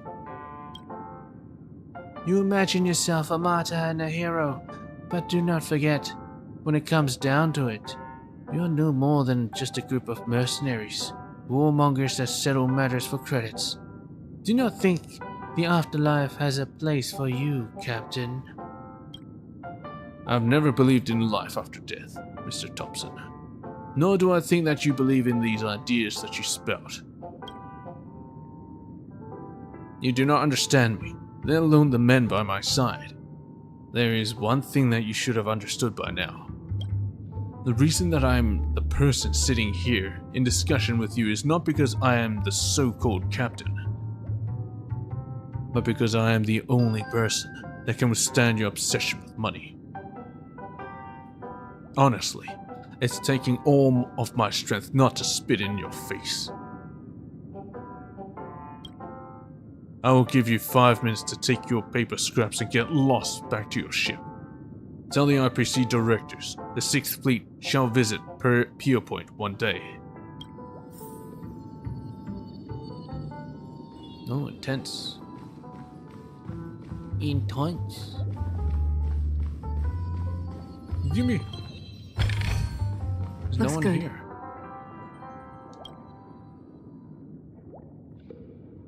There is an envelope lying in the bottom of the dream device, with no signatures or markings on it. You slide your fingers inside the already torn open envelope and pull out a yellow-tinged letter. The letter is covered in dense scribbled writing. It took a while for the Synthesia beacon to be able to translate it. Leslie Dean's Rebirth Project. To the loyal fans of Leslie Dean, thank you for accepting our invitation. Now I'll explain all the details and steps that the Leslie Dean's Rebirth Project entails. Step 1. We'll raise money through crowdfunding to purchase Leslie Dean's memory storage from the Epsilon Motion Guild. Step 2. We'll conduct a thorough study of Leslie Dean's memory storage to ensure every participant has an in-depth understanding of Leslie Dean's personality, character, and life. Step 3.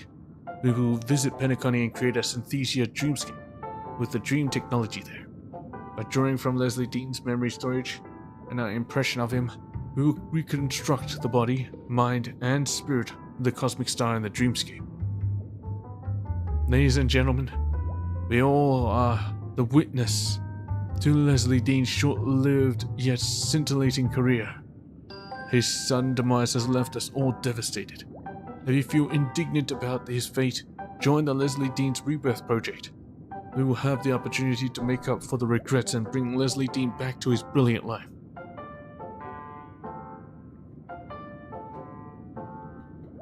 Yeah, because he did. There's a lot of information in here. Let's summarize the main points. The person that lives here is not Leslie Dean. The real Leslie Dean died long ago. However, his memories have been preserved as memoria. A group of Leslie's fans had found a way to pool their funds and purchase his memories, taking it with them into Penacony. Then they entered the dream as a group and connected their individual consciousness networks to recreate the image of Leslie Dean through the Synthesia dreamscape.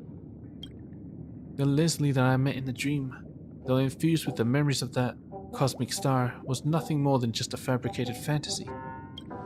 So the owner of this room must be... Who is in that room?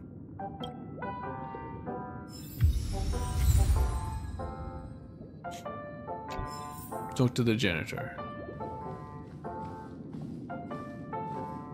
Oh, hello, panicked cleaning lady. Who are you? The gentleman living in this room should have been... He should have already checked out of this room. Did I forget to lock it after I finished cleaning? You didn't finish cleaning shit! Well, it wasn't locked. Where did the guest in this room go? Yeah, it wasn't locked. Oh no. Please, you seem like a reasonable person. Please do not tell the family about this. But you skipped out on your job, you didn't clean the room?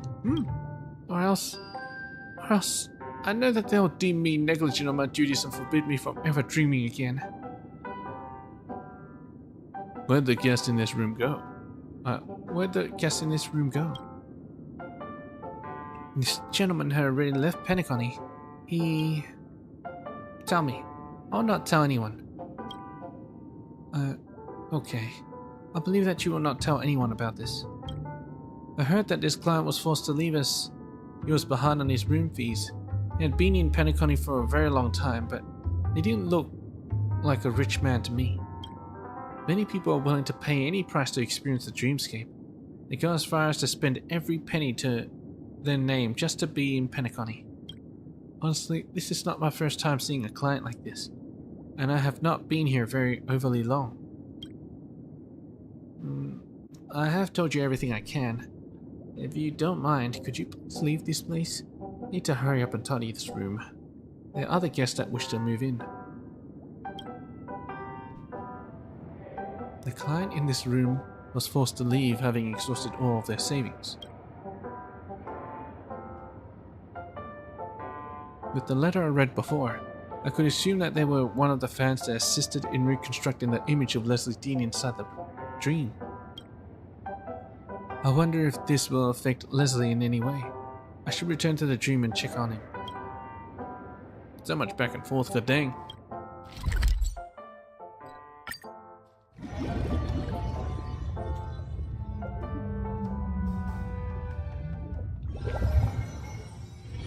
It's getting late. Where to now?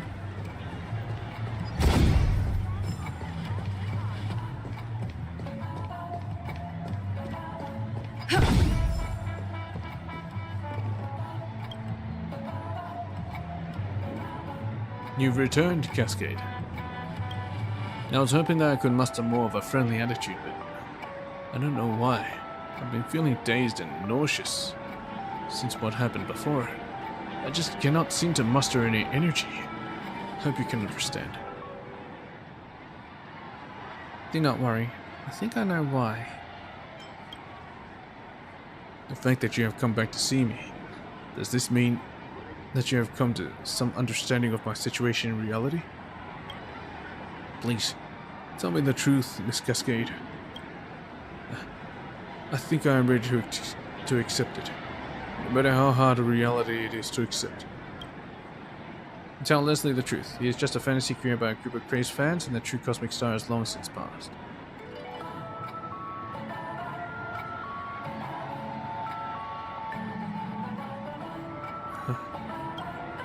You mean... I don't actually exist. Leslie's once glistening eyes suddenly lose their brilliance, as his face fades from the color of golden wheat to pale, then to pure white.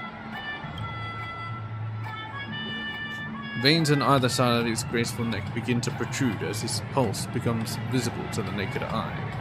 He suddenly realized that this moment of despair weighs on him as heavy as a century of suffering. That his downtrodden demeanor does not last long.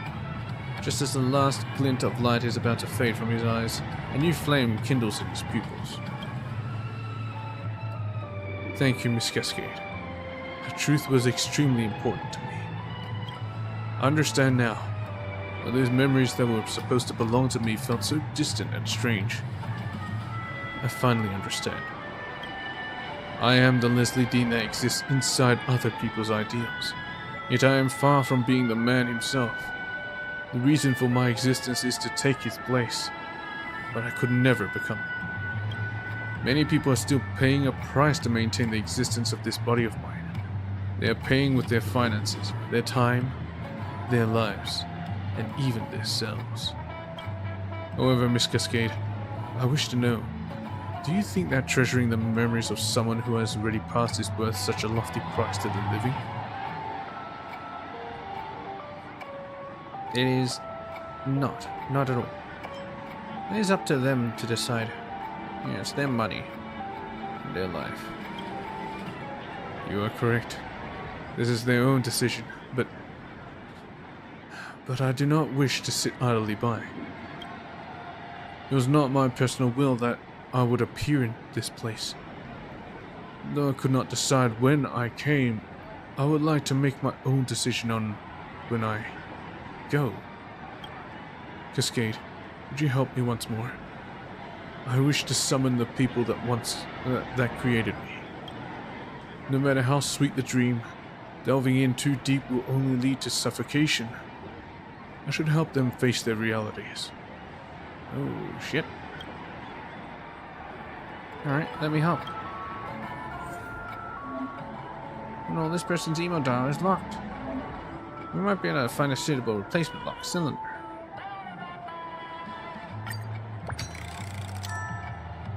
Emoscape. You're about to enter Leslie Dean's Emoscape. Are you ready, TikTok? Enter! Oh.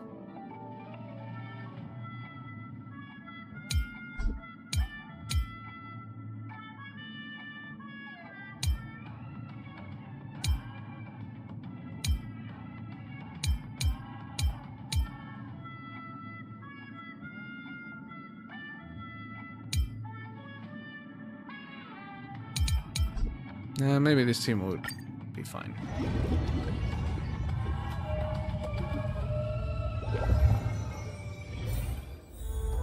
Enter the Synthesia Dreamscape.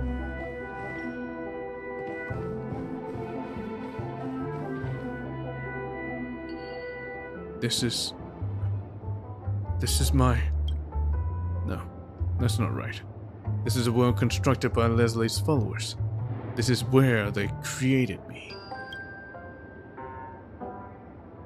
This is the so-called Synthesia Dreamscape. It seems so real. Being in this place, I feel like I am looking into a mirror. However, what this mirror reflects is my internal organs. It allows me to see my own soul up close. But if I look closely, all you can see is a void. A true soul cannot be simply created from thin air. My apologies. I am complaining without just reason.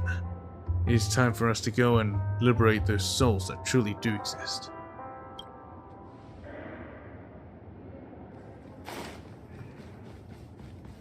It's time for them to wake up. Robert? What stands before you is a simple hotel room door. However, you have a strong feeling that what lies behind this door is far from a simple room. Robert, is that the name of the master of this place? Let's go inside, Miss Cascade. I am prepared to face my creator. Push open the door.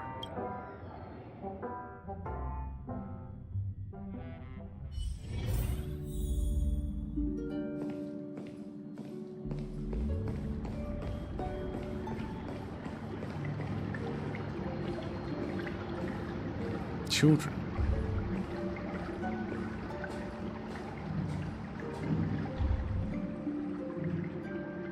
Robert's best friend. Great news, Robert. Green-eared Josie got a hold of a source for ancient dreams of distant stars. For real? Where did he get that? Is it high def? It's 16K res.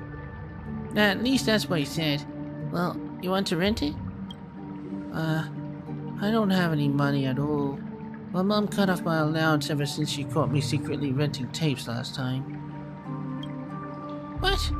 What's wrong with liking movies? Plus, this is Leslie Dean's debut work. Your mother has no taste at all. Don't worry, I'll cover it this time. Come to my place after school next time and we can watch it together. Thank you, Harry. Robert, I feel like our senses were linked for a moment then. His home planet is an impoverished land that has been under IPC sanctions ever since the Interstellar Energy War. The only way that they were able to watch movies is by renting tapes from smugglers at a high price. Harry is Robert's best friend, and he's like an older brother to him. I can sense that Robert relies on him greatly. Let's keep watching, Miss Cascade.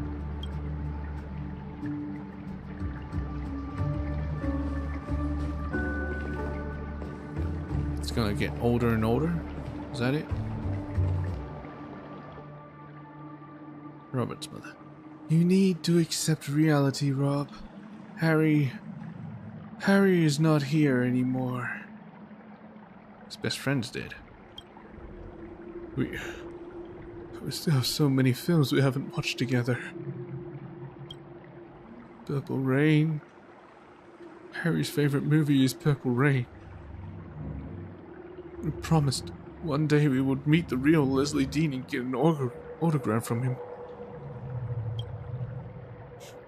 Wake up, Rob. We live in a world without hope. These concepts of interstellar travel and cosmic star have nothing to do with us. I am trying to keep you from those things because... No, I don't want to hear it. I want to leave this place.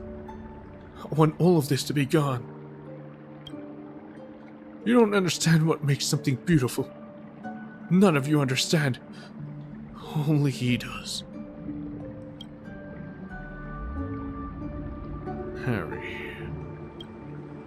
Harry, so optimistic, ever strong, but also so ill-fated, to have his life cut short by an accident at his age. Having lost his best friend, Robert was on the verge of collapse. He felt anger and rage towards everything around him. Just injustice and despair. So he began to search for a way to escape. In doing so, he found me.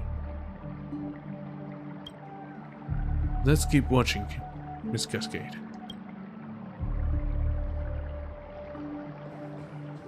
You can see his face.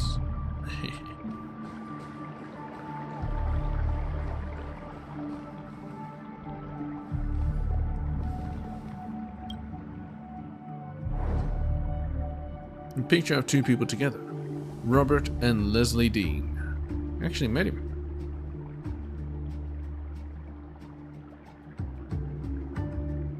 Is it me or the hands look ginormous? Leslie's face is adorned with the expression you expect from a huge star. Bright, confident, and just the right amount of pride. Standing next to him, Robert appears dry and plain. He is by no means unattractive, It's just that standing next to the great Leslie Dean in his prime, he seems unremarkable in comparison. Robert's mouth is slightly upturned at the corners, as if he's trying his hardest to give a satisfactory smile to the person behind the camera. But his empty eyes betray him.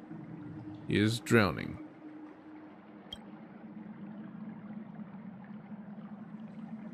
Robert was able to leave his hometown, albeit using methods that he would not easily share with others. They began a journey of losing himself, trying to find the Leslie Dean that exists in his ideals. What he never realized was, though he thought he had been fighting back all this time, he was really just running away. Running away? Harry. Running away from the shadow that kept him trapped. Running away from the truth that his best friend had died. He thought that if he only found me and fulfilled their dream, then the dark shadow of their past would disappear. He locked himself in a world of only Leslie Dean. He could not bring himself to face the true source of his suffering. However, when this bubble that gave him a place to hide suddenly burst, he no longer knew where to go. So that's why he went into this undertaking, giving up on himself to maintain a false ideal. What do you think we should do? We have to make Robert remember. We have to make him remember that light he once had in his life. In this story, I am no more than a scapegoat. We have to allow Harry to become Robert's star once more. Please help him, Cascade.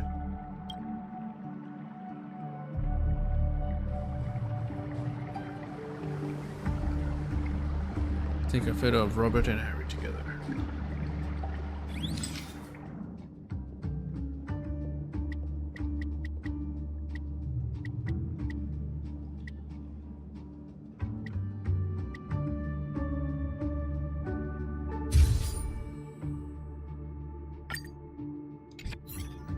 Oh, whoops. That doesn't matter.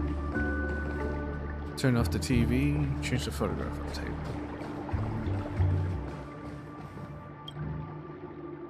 There's a clip of Leslie Dean being interviewed by a famous talk show host playing on the television. You cannot hear the conversation clearly, but you can see two people with beaming smiles. Their dancing eyebrows and upturned smiles are proof that their joy is not manufactured in any way. Turn off television. The moment you press the switch on the television, Leslie Dean's soothing voice comes to a sudden stop and echoes into the void around you, before disappearing entirely. The silence that now covers this spiritual space suddenly feels like a deafening clamor. You feel a little lonely on Robert's behalf, but for the sake of his life, he must bear and process this loneliness by himself.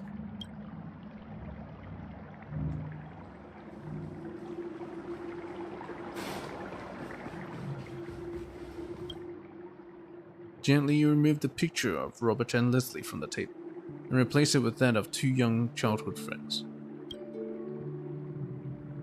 You're aware that no matter how much noise you make in this space, it is unlikely to have any real effect on Robert, but you still wish to complete this operation gently and carefully. That should be enough, right? Even if the beginning of this process is painful, I hope that he can recall his childhood friend and remember who is truly important to him. As for whether to move forward or continue to wallow, you cannot make that decision for him. But at least we have given him an opportunity to truly face what he feels inside. I hope that he can reclaim his life. How would we test the results? I think there is only one way. Find Robert. The greater the effect of our results, the weaker the foundation of this body should become.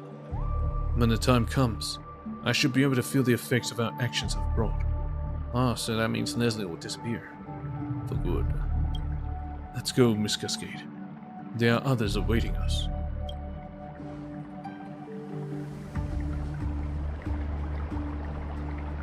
So it's just one of the fans.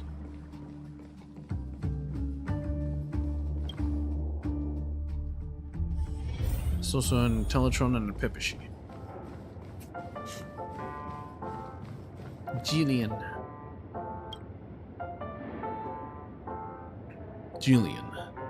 This must be this fan's name.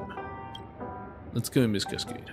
Let's see what has happened to her. Push open the door.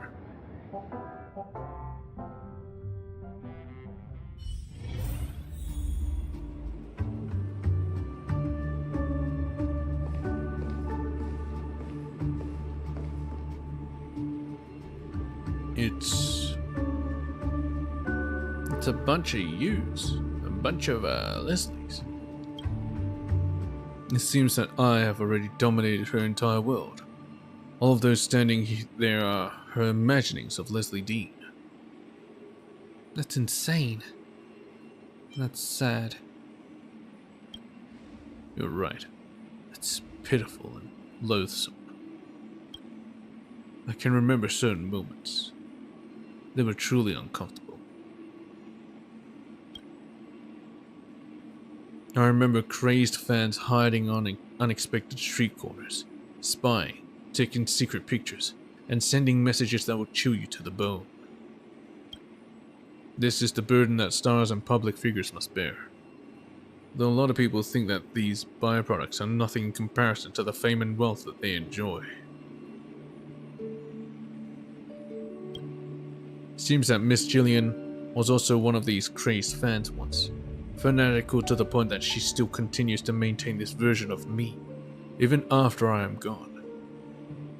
I wonder if she has even realized that this sick love has begun to destroy her life. Let us awaken her, Miss Cascade.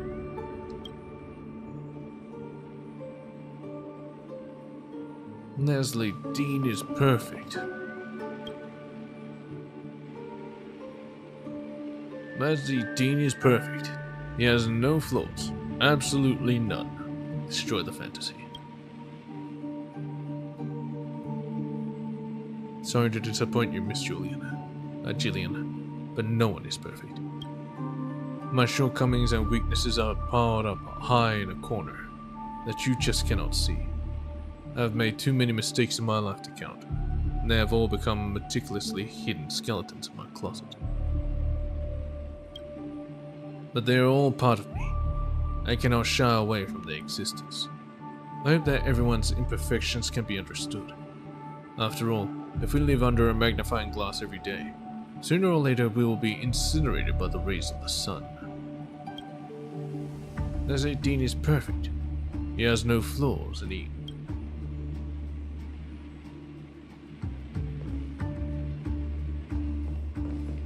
Leslie's projection. Anyone who slanders the name of Leslie Dean is my enemy. They are villains that must be eradicated. Destroy the fantasy. It is not easy to differentiate between criticism and slander. I have been lost in the waves of these two voices before too. This is a lifelong lesson, one that I never fully grasped, even until the end. But I did come to understand one thing. Those slanderous voices outside had not been a personal attack on me for a long time. They gradually evolved into a vicious cycle of perpetual opposition, a battle that was destined to never have a victor. The haters, the hating on the fans rather than on the actual person. I no longer care about this baseless slander. Miss Jillian, I just want to bring this cycle of sadness and malevolence. Anyone who slanders the name of Leslie Dean is my enemy. They are villains, and they...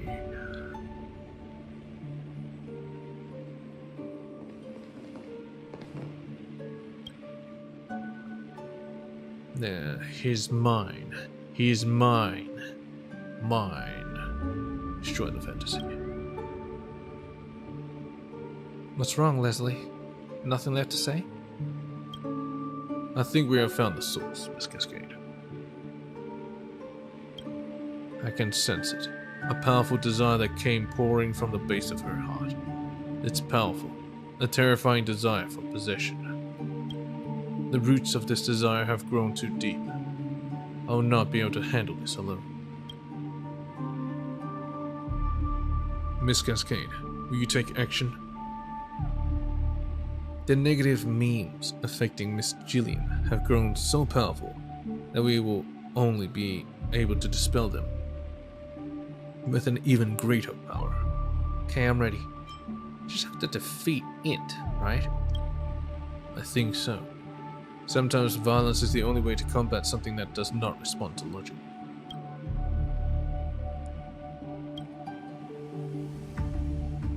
Be careful.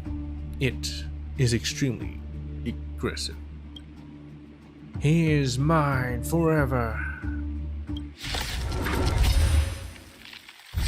I've no interest in conflict. What's this thing on him? Safeguard. Damage taken decreases. This effect removed when weakness is broken.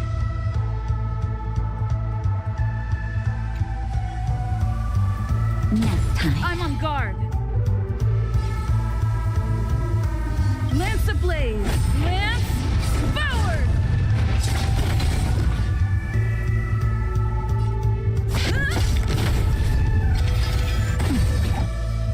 Try that again. The truth of life and death. The sanctuary is but a vision. Break!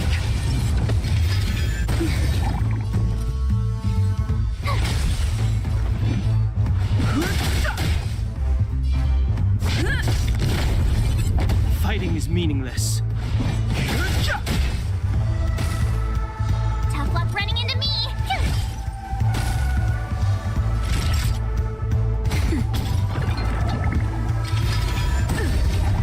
run.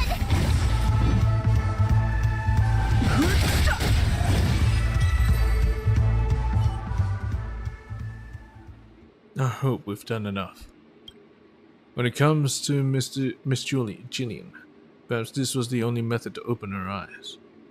I am sure that many people have attempted to lecture her in the past. I imagine she's long since become numb to reason.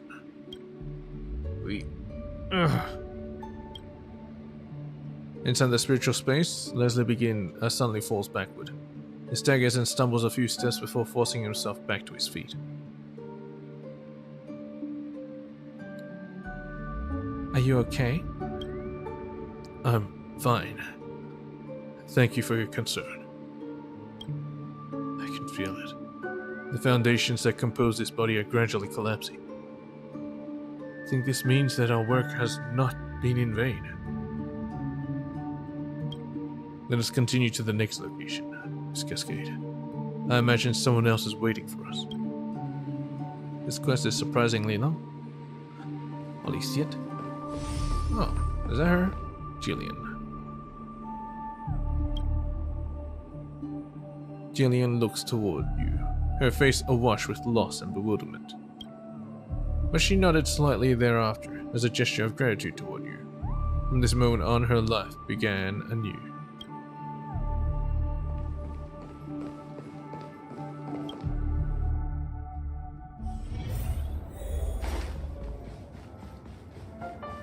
Flora.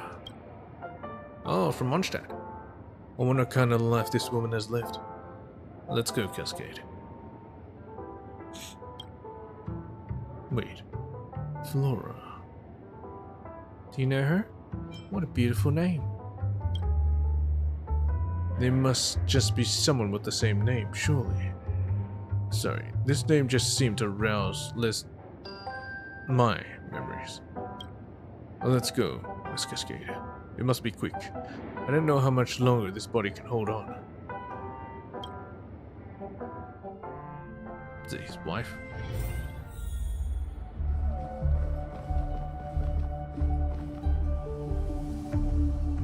Flora. It's really her. Who is she? She's my former assistant. But why would she? I never thought that she would have such a strong obsession. There must be more than meets the eye here. They were lovers. Let's get closer and take a look, Miss Cascade.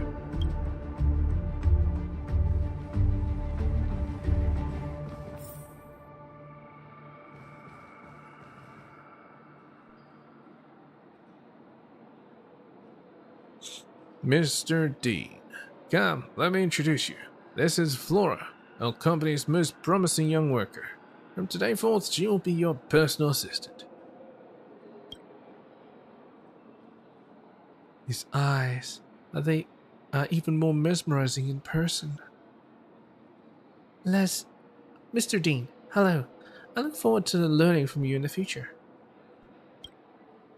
It's a pleasure, Miss Flora. You really are a charming young lady. I'm sure we will work wonderfully together. Mr. Dean, I will have Flora accompany you for tomorrow's shoot so she can get used to the working environment. You don't mind, do you?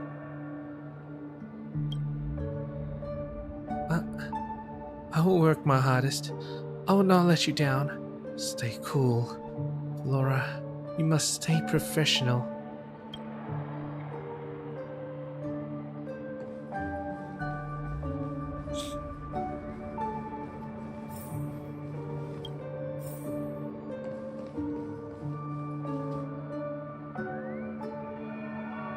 Mr. Leslie, are you hungry? Would you like something to eat?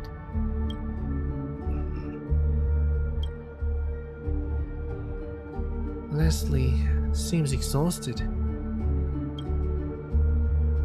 Mr. Leslie? I'm not hungry. But you haven't eaten anything all day. Perhaps this is a bad time. I told you I'm not hungry. Can you not hear?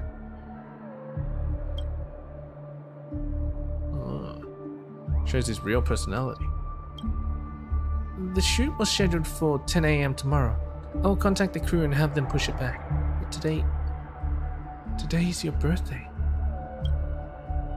Please make sure you get some rest this evening, Mr. Dean. Good night.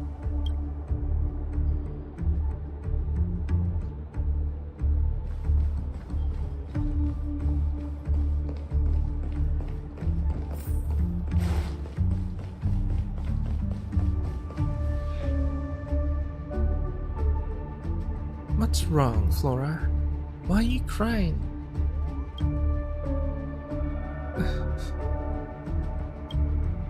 Don't keep this bottled up. You can tell me anything.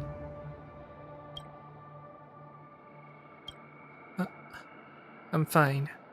I'm honestly fine. Lately, you've been looking sad. Did something happen at work? I'm honestly fine, Lisa. Don't worry about me. I cannot harm his image. Didn't you mention a cake store that you liked before? How about we go and check it out this afternoon?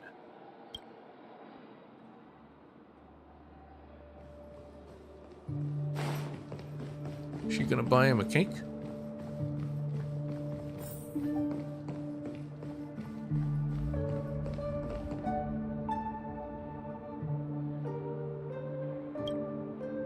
Why are you so quiet all of a sudden? Give us a smile. Where's that bubbly, happy Flora we know and love gone? I've told you everything I needed to know. At this crucial juncture, I'm not even sure what to say. Leslie. Ah, I see. Flora, you know, don't you? Idiot. After this tour, I'll be switching agencies. Idiot. Of course I do, Mr. Dean. But at least for today, I am still your assistant. I was wondering, would it be possible?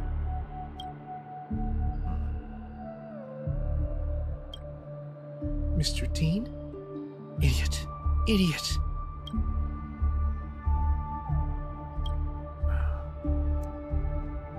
Forget it. It's nothing. Don't worry about it. Every adventure must come to an end someday. Take care of yourself, Flora.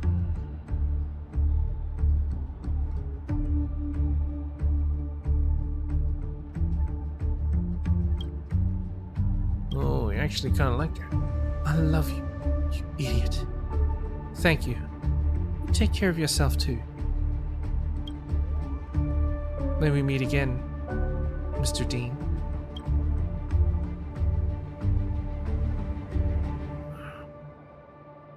People's emotions are complicated. You really were such a jerk. I agree, Miss Cascade. I agree. In life, is there anything more painful than missing a chance? This is all my fault. I was slow, unreasonable, obnoxious. Thankfully, it seems fate has gifted me a second chance. Though my body no longer remains, I still have the opportunity to change something in this way. I wish to speak with Flora, Miss Cascade. I will not miss out again this time. She must not waste her life on a memory. These wounds that were once caused by Leslie Dean, I'll now sew them shut myself.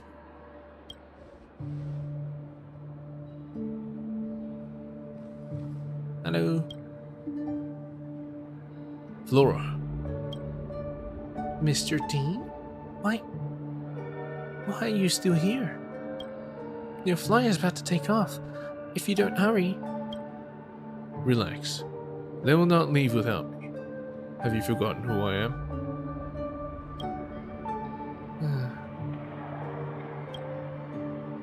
Causing trouble again, I see. Don't fret about such small things. More importantly, do you have something that you want to say to me?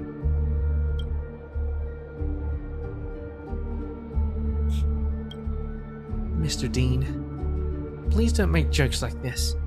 The flight is about to take off and everyone is waiting for you. If you keep acting like this... No, Flora. I will not go.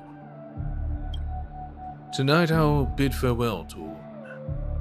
This woman has played an irreplaceable role in my life, even if she does not know it.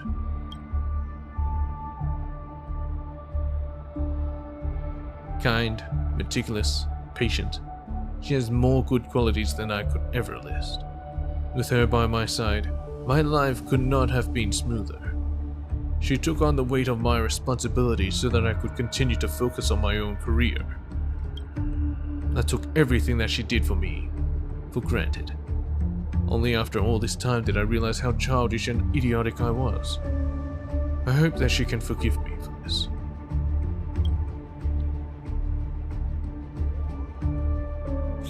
But there is something more important than all this.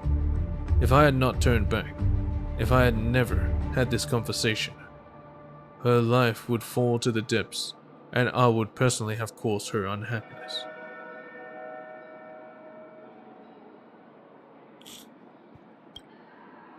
I would never forgive a version of myself that would do this. So, Flora, I will not leave until you unravel the knot that is consuming you from within. Leslie, you idiot. You really are. I always loved.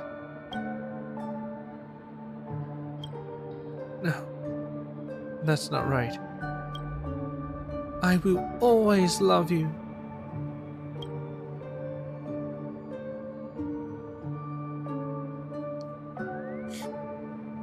Looks like we didn't fix shit. Miss Cascade, I realized something. May I share it with you? Where's the no option? I'm listening. There was a moment just now. I suddenly felt like all of the problems that had been bothering me before were no longer important. Yes?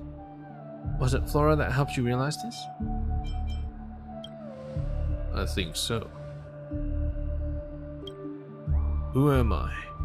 This question has been following me since the moment I first took this form. When I was reading Flora's memories, I felt like I was inside a painting for the first time. Her words and emotions truly shook my heart. At that moment, I finally believed I no longer need to doubt my own existence. I am an extension of the life of Leslie Dean. I am composed of Leslie Dean's memories, along with people's ideas and impressions of him. I have started to feel that these two things are enough to form a person, to make me, me. I no longer need this hollow body to prove my existence. Thank you, Miss Cascade. Without your help, I would never have been able to do any of this alone. Let us leave this place. I'm feeling tired. Congrats on fixing Leslie Dean's emo doll, TikTok.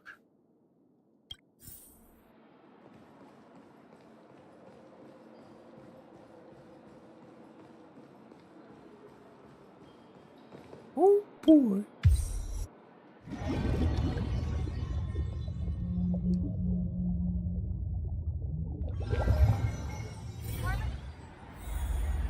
Where to now? Well, I'm still here. We're back, Miss Cascade. Leslie's voice is growing weaker. His skin and clothing slowly growing as transparent as light. Muslin? There's a cityscape of Pentagon reflected on his body. Half illusion, half true. No blood or bones could be seen under his skin. Only candles and starlight.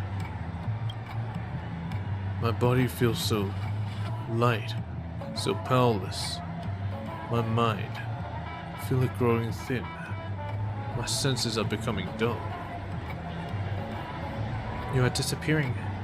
The dream is over. But I don't know why. I feel at ease. I've never felt this peace of mind inside the dream world like this. I feel like I can see. I can see myself. The Leslie Dean inside my body. It's as if he's smiling at me and saying, well done. It is strange to say. I was so scared before of losing myself, but ever since you told me the truth, I've gained the courage to let go. After experiencing all of this with you, I feel even more determined. I know that I have done the right thing. Miss Cascade, may I ask you a final question? Ask away. In the future, after I disappear, how do you think people will remember the name Leslie Dean? He is the star that will never die. He's a loving man. He's a noble man. Star that will never die. Leslie Dean, cosmic star. Indeed, Leslie Dean was born for the silver screen. That star once shined bright in the sky. Even if it was just a fleeting moment, there are those who will remember his brilliance forever. I should be grateful to those people that used the dreamscape to create me. They gave their passion and their lives to create me, so it was my duty to repay them and help them move on. They created an opportunity for me and allowed me to give Leslie Dean's story a greater ending. After experiencing all of this with you, I feel like I truly lived. Even if I am wrong, this is something that I will treasure above all. We may never meet again, Miss Cascade, but I pray that the gentle universe blesses your every breath, my friend. My favorite movie is The Mint-Colored Galaxy. If you get an opportunity, I hope you'll watch it together with the one you love. Celebrity. So many people desire to become a transient and fleeting flame. East of Eden. You may never. Alright, same shit. That'll do for the side quests. Ugh, so tired. Let's go to the parlor car and talk to Pom Pom, and then read some books, I guess. Gotta read up on the Hanu thing. Cascade! Did you want something? Hey Cascade, Palmer's got something to ask you. It's related to an express carriage service. It's a survey. Don't think too much on it. I promise not to think too much. Do you think this carriage is very clean? Palmer's been feeling lately like something isn't quite right. No matter how much Pom Pom sweeps, there's always this weird fluff coming out of one corner. What's that about? Cascade, could you please take a look around the carriage and see if Pom Pom's going crazy or not?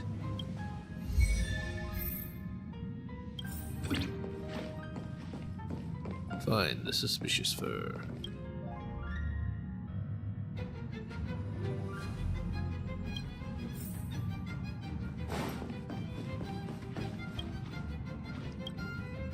It's all coming together now. What? How about it? What'd you find? Found some tufts of hair on the couch. So Pom Pom's not going crazy. There's no small animals on the express, however. This carriage isn't covered in woolen carpet. How could this be then? Aren't you in fact a small animal? Judging by the color, they belong to you. Strange. There are no small animals aboard the express. Well, but no, there aren't any. How could it be me? There hasn't been any change of season recently, and Palmer's been keeping a healthy schedule so this doesn't happen. But, well, forget it. Pom Pom's going to be doing a lot more cleaning. Cascade, please pretend this never happened. Alright. And now moving on.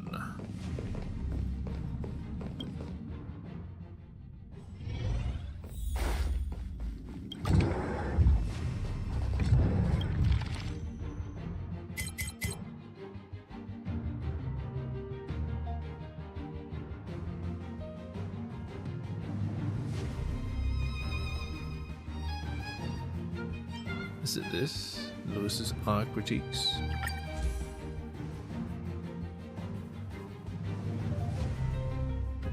No. Did I actually read that much? I thought there was one more here. I guess not.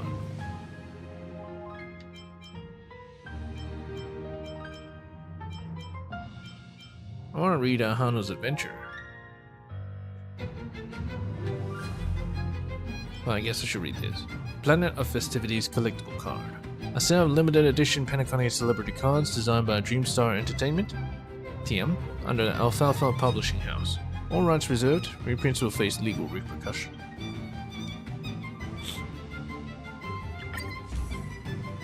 Planet of Festivities, Robin. The collectible cards of the Planet of Festivities series are designed and released by Dreamstar Entertainment, TM, or whatever. When the baby bird broke free of its shell, her first chirp immediately drew the attention of the stars. Fate had arranged a bright future ahead for her, and she was destined to become a galaxy-illuminating superstar. On the stage made from a myriad diamonds, Robin belted out a song that praised the beauty, kindness, affection, and vitality of the world. Surrounded by vibrant lights, the audience was moved to tears by her voice. All the flaws, ugliness, deception, and loneliness in life were forgotten. OT Alfalfa. So, the family head. At the advent of slumber, there is only barrenness as far as the eye can see. Only a short figure is tirelessly spreading seeds, watering the sandy earth with their belief, till the seeds sprout and opportunistic saplings break through the earth. The small amounts of greenery attract many a gardener, the nectar of their ideals watering this verdant patch. Finally, lush fields creep across the wilds, full of verdant leaves. Countless aspirants rush among the emerald meadows in search of the thousand pale violet blooms produced by the alfalfa. In the center of Wells' sea of flowers, the first gardener still keeps busy, if only to keep this bustling scenery ever alive in the dream. Mr. Ideen. Look, golden syrup flows through the streets and alleys. The sweet-tasting streams are the lifeblood of the dreamscape, and the foamy seas are the honeyed brew of fortune. The tide of time cannot dull its taste, for a passionate ferryman rows his oars in the storied river of history. and has spent his life passionately maintaining the sweetness.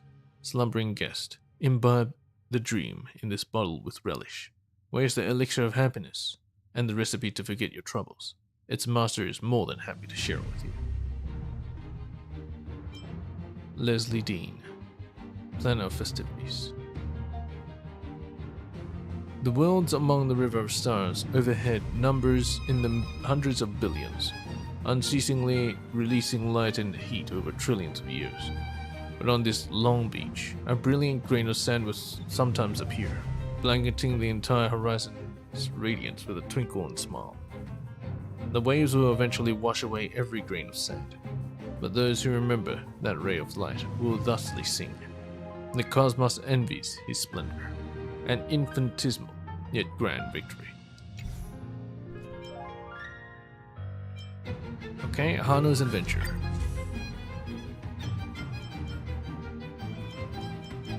Preface. This story belongs to the coolest guy in the Clocky cartoon. He's full of sharp wit, sticks to his morals, tenacious and brave, undaunted by danger, often helping his friends out of bad situations, and has thwarted Boss Stone's plot countless times. Is Glocky's most trustworthy comrade, the baddie's most feared opponent, the beloved great hero of Dreamville, Brother Hanu. Always garbed in a stylish coat with a suave dress hat over his head and shades to conceal his piercing gaze, he patrols Dreamville wordlessly. He's more composed than the erudite Professor Owl, more decisive than the revered Old Man Wood, and more popular than the flamboyant Miss Note. 22 crocodiles came this time, all bringing their heavy tails with them. In the previous story, Brother Hanu defeated the buzzflies plaguing Dreamville, but the despicable Boss Stone capitalized on this chaos and stole the shrinking machine that Professor Owl invented. This newly arisen threat that Dreamville faces, Brother Hanu has been turned into Mini Hanu by the shrinking machine, and can't defeat Boss Stone with his once mighty strength. Blank, are you writing out personally? But don't underestimate Brother Hanu's wit. This suave, silent lad isn't just some savage musclehead. This time he is going to be just like his old friend Clocky, even if burdened by his miniature physique, who uses brains and gall to defeat Boss Stone. Wrest back Dreamville from the villain, and return it to everyone. Very cool, So, you always so dashing.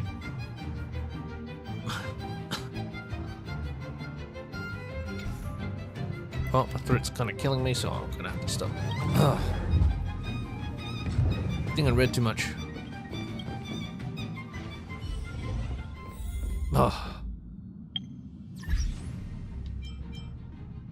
New page. Alright, sure.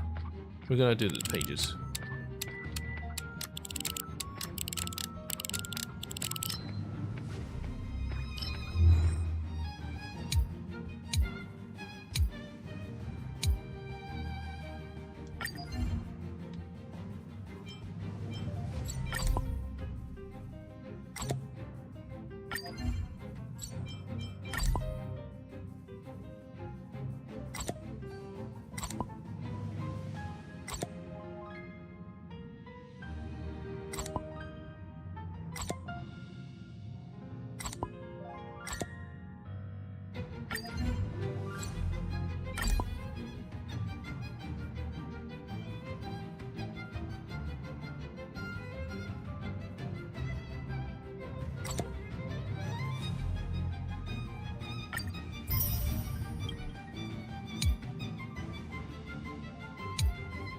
There's gotta be more reading.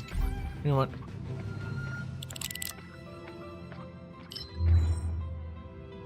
I'm gonna hold back on that.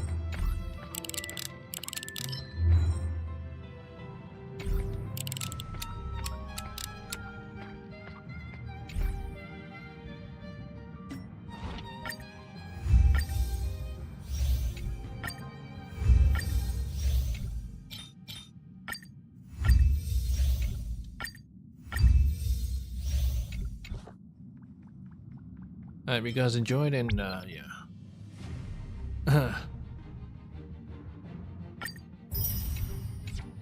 Talk to you guys next time. Oh boy.